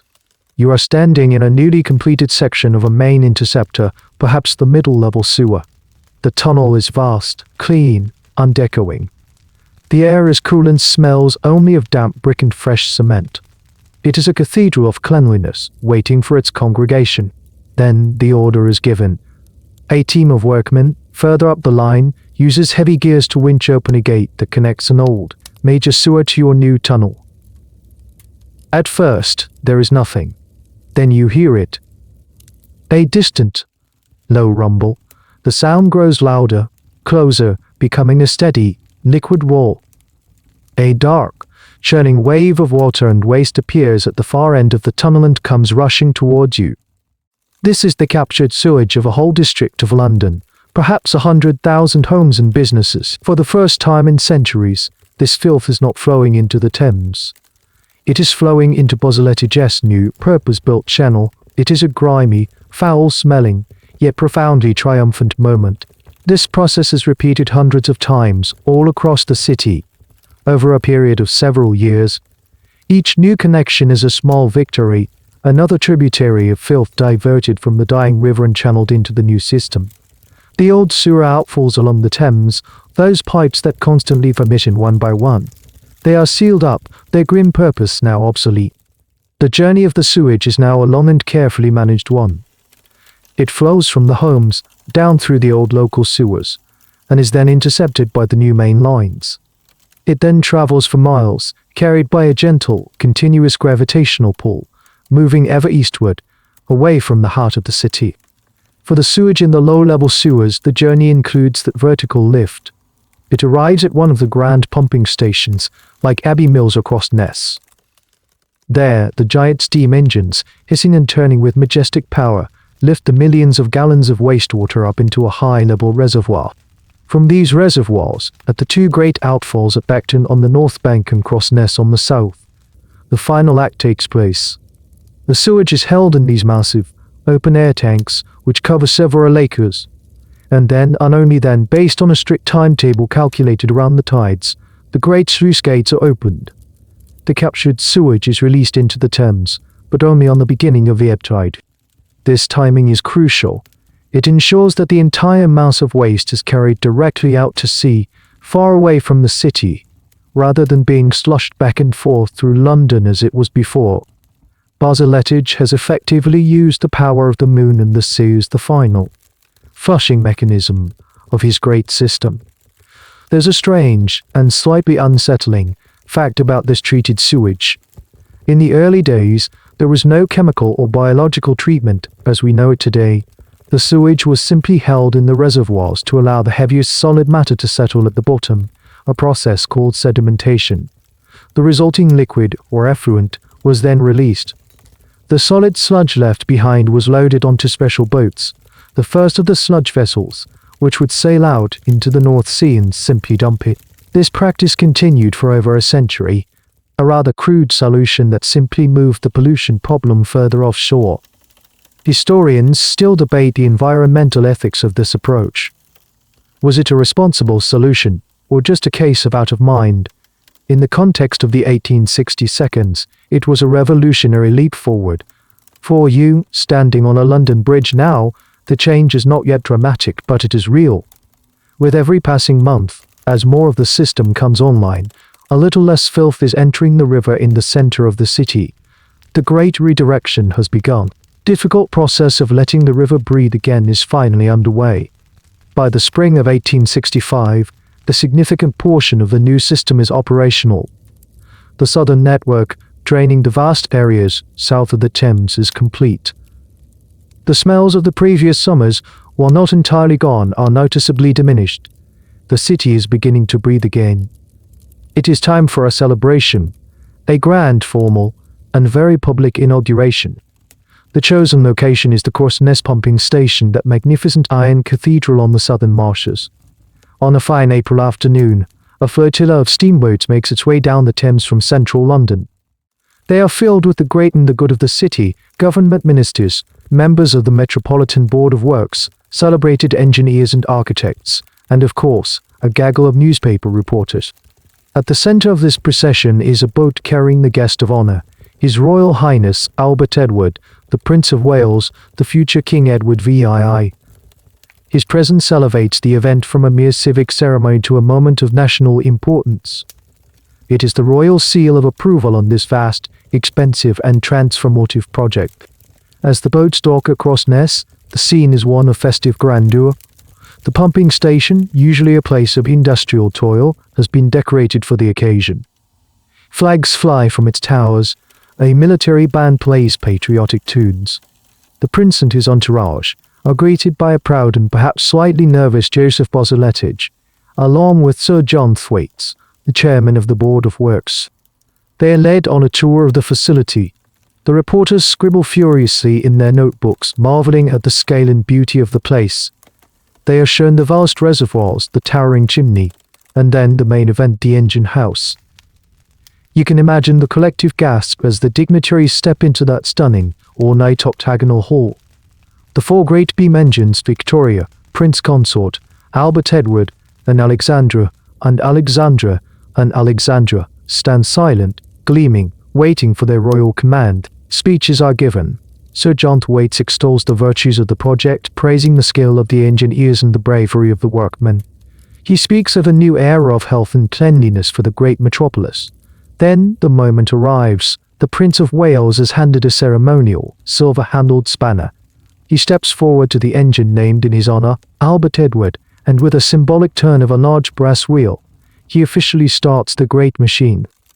There is a hiss of steam, a groaning of iron, and then, with a slow, ponderous, and irresistible force, the massive 40-foot beam begins to move. It rises majestically into the air and then descends, its connecting rod driving a giant flywheel. Soon all four engines are in motion, the beams rising and falling in a silent, hypnotic industrial ballet. The dignitaries applaud. The band plays God Save the Queen. The great southern drainage scheme is officially open. What the reporters and the prince probably didn't see was a small, less than glamorous detail of the ceremony. The engines, while beautiful, were not actually pumping raw sewage during the inauguration. That would have been far too smelly and unhygienic for a royal visit. Instead, for the demonstration, they were pumping clean water, specially diverted from the Thames. The real, dirty work would begin after the fancy guests had gone home. The historical significance of this event is a topic of some discussion among academics. Was it a genuine celebration of a public health milestone, or was it primarily a piece of political theatre? A way for the government and the Board of Works to justify the immense cost and disruption of the past 6 years? The answer, as is often the case, is probably a bit of both. It was a necessary piece of public relations, but it was also a moment of sincere and well-deserved pride. For you reading about the ceremony in the newspaper the next day, it is a moment of profound hope. The images described are powerful royalty, science, and industry all coming together to defeat the filth that had plagued the city for centuries. The great stink of 1858 already feels like a distant, nightmarish memory. The city has faced its own waste, and with brick, iron, and steam it has won, or so it seems. The greatest, most astonishing victory of Bosalett's system was one that almost nobody, not even Bosalett himself, had fully anticipated. The new sewer system was a triumph of engineering, a resounding victory in the war against the smell. As more sections came online through the late 1860s and early 1870s, the great stinks of summer became a thing of the past. The Thames in central London, no longer the city's main sewer, began to lose its foul, opaque character. The miasma, the great airborne enemy, had been defeated. Parliament could breathe easy. Londoners celebrated their sweet-smelling victory. Then something strange, or rather, the absence of something strange, began to be noticed. In the summer of 1866, another cholera epidemic swept across Europe. It arrived in London, as it always did, via the busy port in the East End. The old patterns began to repeat. Cases were reported in the crowded, impoverished neighborhoods. The city braced itself for another devastating wave of the Blue Death, another 10 or 15,000 deaths. The public health officials prepared their usual response: street cleaning, burning tar barrels, and dousing everything in chloride of lime to fight the expected miasma. But the great wave never came. The epidemic fizzled out. While there was a tragic and severe outbreak localized in a small part of the East End, the disease failed to spread across the rest of the city as it had done in previous years. The death toll was a fraction of what was seen in the epidemics of the 1840s and 50s. It was as if the cholera had hit an invisible wall. The reason for the localized East End outbreak was grimly specific. The population in that area was served by the East London Water Company. In a scandalous act of negligence, the company was still drawing its water from the Old Ford Reservoir, which was directly contaminated by the sewage-filled River Lee. The people in that specific area were, in effect, drinking water from a source that Bosalet's new system did not yet reach. Their suffering was a tragic, real-world control group for a citywide experiment. Everywhere else, in the vast areas of London now served by the new sewers, cholera simply failed to get a foothold. The Great Invisible Wall was Bosalet's system. This is the beautiful, profound irony at the heart of the whole story. The sewers were built to solve the wrong problem. They were a multi-million-pound project designed to combat the miasma theory, to remove the foul-smelling waste that was thought to release poisonous vapors into the air. Bozzaletich himself, a man of his time, likely subscribed to the miasma theory. His goal was to deodorize the city. But in doing so, he had accidentally, almost miraculously, solved the real problem. By intercepting the city's sewage before it could contaminate the Thames, he had inadvertently cleaned up the source of drinking water for a huge portion of the city. The water companies, which drew their water from the Thames, were now sucking in river water that was largely free of London's own sewage for the first time in decades. Dr. John Snow, the quiet heretic who had died in 1858 just before the Great Stink, had been proven right on a city-wide, spectacular scale. The disease was not in the air, it was in the water. This is a point that historians absolutely love to debate. How much credit does Bozzaletich deserve for stopping cholera? Was he an accidental hero, or did he have an inkling of the waterborne theory of disease? The consensus is that his primary motivation was miasma. However, some historians argue that as a practical engineer, he may have privately considered the benefits of cleaner water, even if he didn't publicly champion Snow's controversial theory. It would have been politically foolish to do so. It is safer to say that he built the right solution for the wrong reason. There is a small, fascinating footnote to this story. In that same 1866 epidemic, the government official in charge of public health reporting was a man named William Farr. Farr had been one of John Snow's most powerful and outspoken critics, a staunch defender of the miasma theory. But as he analyzed the data from the 1866 outbreak, he saw the undeniable pattern. He saw how the deaths were concentrated in the one area with contaminated water. Farr publicly admitted he had been wrong and that Snow's theory had been correct. It was a major turning point, the moment the medical establishment finally began to abandon miasma and embrace the germ theory of disease. The Great Stink had led to a sewer system designed to fight a smell. That sewer system had, by chance, stopped a deadly disease, and in doing so it had provided the final, irrefutable proof for a medical theory that would revolutionize public health for the entire world. It was a chain reaction of unintended, life-saving consequences. With the sewage diverted and the cholera seemingly banished, you might expect the River Thames to have made a swift and miraculous recovery. But a river is a complex, living system, and the wounds of centuries are not so easily healed. The rebirth of the Thames was a slow, messy, and at times, disheartening process. In the years immediately following the completion of the main drainage system in the mid-1870s, the improvements were undeniable. The water in central London lost its opaque, soupy quality. The foul, sewage-driven stenches of summer were gone. For the first time in living memory, people could stand on Westminster Bridge without holding a handkerchief to their nose. This cleaner water had an almost immediate and delightful effect. Fish began to return. For decades, the central Thames had been so polluted and exigmenting that it was virtually lifeless. But now fishermen started reporting catches of Dasendroge as far upriver as Westminster.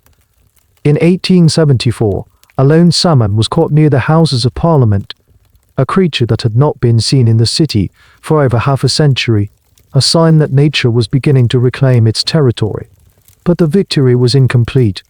While the river was no longer London's main toilet, it was still its primary dumping ground for everything else. The industries that lined its banks, the canneries, the chemical works, the gasworks, continued to pour their untreated industrial waste directly into the water. The runoff from the city's streets, a grimy cocktail of horse manure, oil, and heavy metals, still washed into the river every time it rained. And then there was the problem of the outfalls.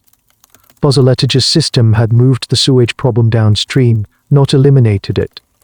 The millions of gallons of effluent being released at Beckton and Crossness created a new zone of intense pollution in the lower reaches of the Thames. The people of towns like Barking-under-Erith began to complain that they were now suffering from the very same foul stenches and black water that London had gotten rid of. This led to one of the strangest and most tragic events in the river's history, the sinking of the SS Princess Alice in 1000, 878th, the Princess Alice was a paddle steamer, a pleasure boat packed with over 600 Londoners returning from a day trip to the seaside. In the dark, it collided with a large coal collier near the Crossness Outfall and sank in minutes. The loss of life was horrific, one of Britain's worst ever maritime disasters. But what made the tragedy even more gruesome was where it happened. The passengers were thrown into a river that, at that very spot, had just received the untreated sewage of half of London, released on the ebb tide an hour earlier. The subsequent inquiry heard howling testimony that many of the victims did not drown in water, but suffocated in a thick, viscous sludge. The river at that point was described as being like raw sewage. It was a horrifying reminder that the river's problems had been displaced, not solved. The Princess Alice disaster prompted a royal commission and led to the next great innovation in the system: sewage treatment. At the end of the 1882, new precipitation works were built at the outfalls. Here, chemicals like lime and iron sulfate were added to the raw sewage.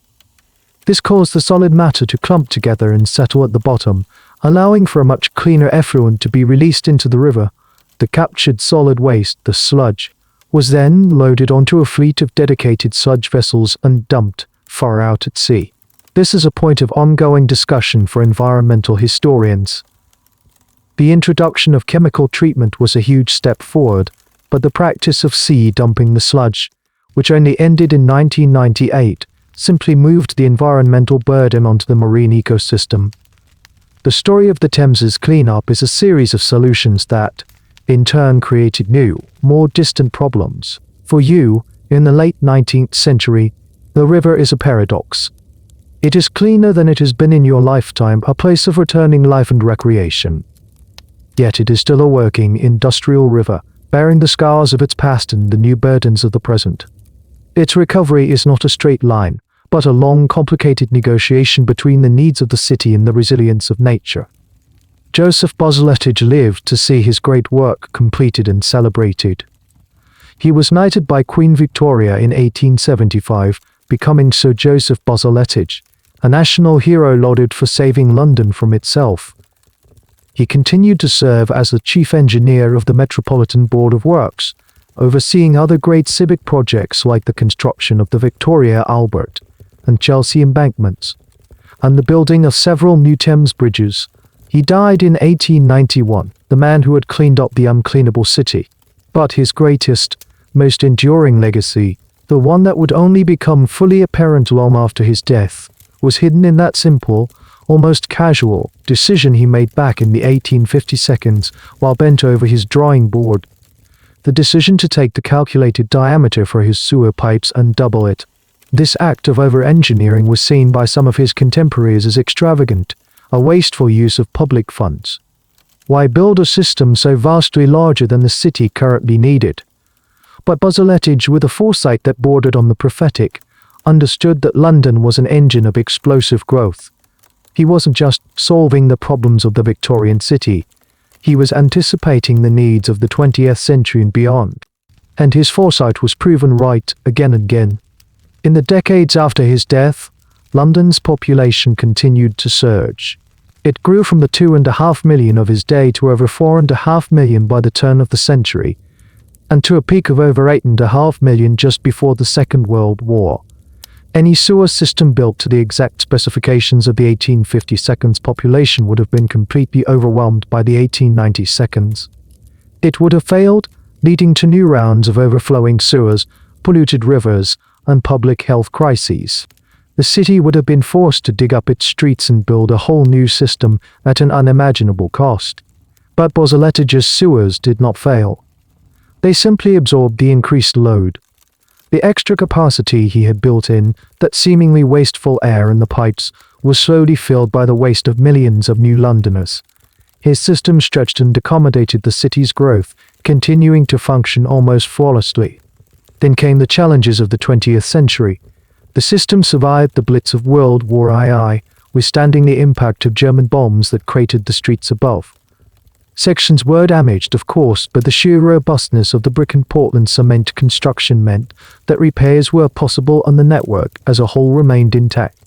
Perhaps the most surprising challenge his design overcame was the invention of the telephone and the mass electrification of the city. As engineers in the 20th century needed to lay millions of miles of new cables under the already crowded streets, they discovered a pre-made solution. The London sewers, with their ample headroom and solid construction, were the perfect conduits. For much of the 20th century, many of London's vital communication and power lines were safely housed within the very sewer tunnels built a century earlier. It was an unforeseen benefit that Bossuettage could never have imagined. The academic discussion around Bossuettage's foresight is always a lively one. Was he a genius who used sophisticated demographic projections to predict the city's growth? The evidence for this is thin. It's more likely that his decision was based on an engineer's practical wisdom, a deep understanding of the immense difficulty and disruption of such a project. He knew, as he reportedly said, that they would only do this once. Therefore, it had to be done right, with a massive margin for error for the future. This stands in stark contrast to so much of modern infrastructure planning, which is often done on tight budgets, with a focus on meeting only immediate needs. Bossuettage's overcalculation is a powerful lesson in the value of long-term thinking, of building not just for ourselves, but for our great-grandchildren. Today, as you walk the streets of London, you are walking on top of a hidden masterpiece. Over 80% of the original sewer system that Bossuettage designed and built is still in operation, the backbone of the city's sanitation. It is a silent, invisible, and utterly reliable servant to a city of nearly 9 million people. That simple act of doubling the numbers on a blueprint over 150 years ago remains one of the greatest civic gifts London has ever received. And so here you are back in the present day. You stand on that same Westminster Bridge in the heart of a London that is both unrecognizably different and fundamentally the same. The air is cleaner now, thick not with coal smoke and miasma, but with the familiar haze of traffic fumes. The roar of the city is a different roar, the rumble of the underground, the distant siren, the hum of a million conversations on mobile phones. But the river is still there. The Thames. It flows with a purpose and a clarity that would have been unimaginable in 1858. It is no longer a sewer, but it is still the city's great artery, a ribbon of history that ties the modern metropolis to its grimy, resilient past. And beneath your feet, silent and unseen, the ghost of the great stink lives on. Bossuettage's great interceptor sewers are still there, still performing their vital, thankless task, carrying the waste of millions out to the treatment works at Beckton and Crossness. The story of the Great Stink is not just a quaint, smelly episode from Victorian history. It is a foundational story for every modern city on Earth. The crisis in London was a brutal, unavoidable lesson in the biological realities of urbanization. It proved that you cannot cram millions of people into a small space without a systematic, scientific way of dealing with what they leave behind. The solution that London was forced to build in a panic became the blueprint for the world. Engineers from Paris, from Boston, from Berlin all came to London to study Bossuettage's system. They marveled at the interceptor sewers, the pumping stations, the sheer, brilliant logic of it all. The principles he established of a unified, city-wide network of intercepting sewage and carrying it away for treatment became the universal standard for urban sanitation.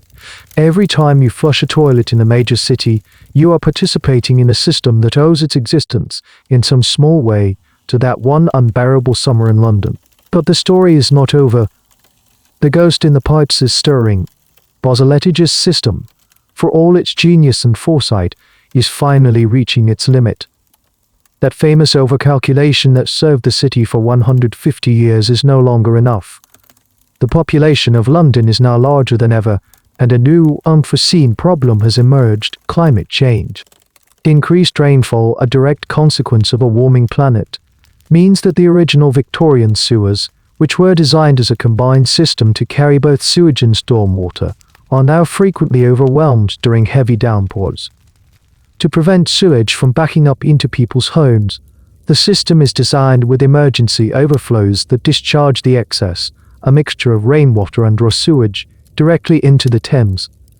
It happens dozens of times a year. London's river is once again being polluted with its own waste. The academic debate today is not about miasma or water, but about sustainability and resilience. How do you upgrade a 150-year-old system for the challenges of the 21st century? The answer, currently being built, is a project that even Bozzaletich, in all his ambition, would have found staggering. It is a new, even deeper interceptor sewer, a super sewer, being tunneled for over 15 miles right under the River Thames itself. It's called the Thames Tideway Tunnel. It is a project of immense scale and cost, a 21st century echo of the great works of the 19th. And it is a reminder that the conversation between a city and its waste is never truly over. It is a constant, ongoing negotiation. The story of the Great Stink teaches us that the infrastructure that keeps us safe and healthy is often invisible, and that we neglect it at our peril. It teaches us that sometimes a crisis, even a crisis born of a terrible smell, is the necessary catalyst for profound and lasting change. So the next time you see a manhole cover on a city street, take a moment. Think of the dark, brick-lined world that lies beneath. Think of the navvies who dug it, the engineers who designed it, and the one hot, unbearable summer that forced a city to finally confront the consequences of its own success, and in doing so, change the world. And so our journey through the smog and stench of Victorian London comes to a gentle close. The great machines in the pumping stations have fallen silent in our story. The roar of the underground river of filth has faded to a distant whisper. You can let the dates and names just drift away now, like smoke from a distant chimney on a cool, clear night. They are not important. What remains is just the feeling of a problem solved, of a city that learned to breathe again. The shadows in your room are a little deeper now, a little softer. And you can feel a gentle heaviness, a pleasant weight, beginning to settle over you. It's the feeling of rest arriving like a soft, quiet tide. There is nothing more to do, nothing more to do, nothing more to learn. You can allow your mind to float freely, no longer tethered to the story, drifting on the slow, easy current of your own breath. Each breath in, a gentle rise. Sinking just a little deeper into the comfort that surrounds you. You are safe, you are comfortable, and you are ready for a deepened restorative sleep. The dream of this story is now over. But if you're not yet ready to wake to your own dreams, the library is always open. Until we meet again, good night.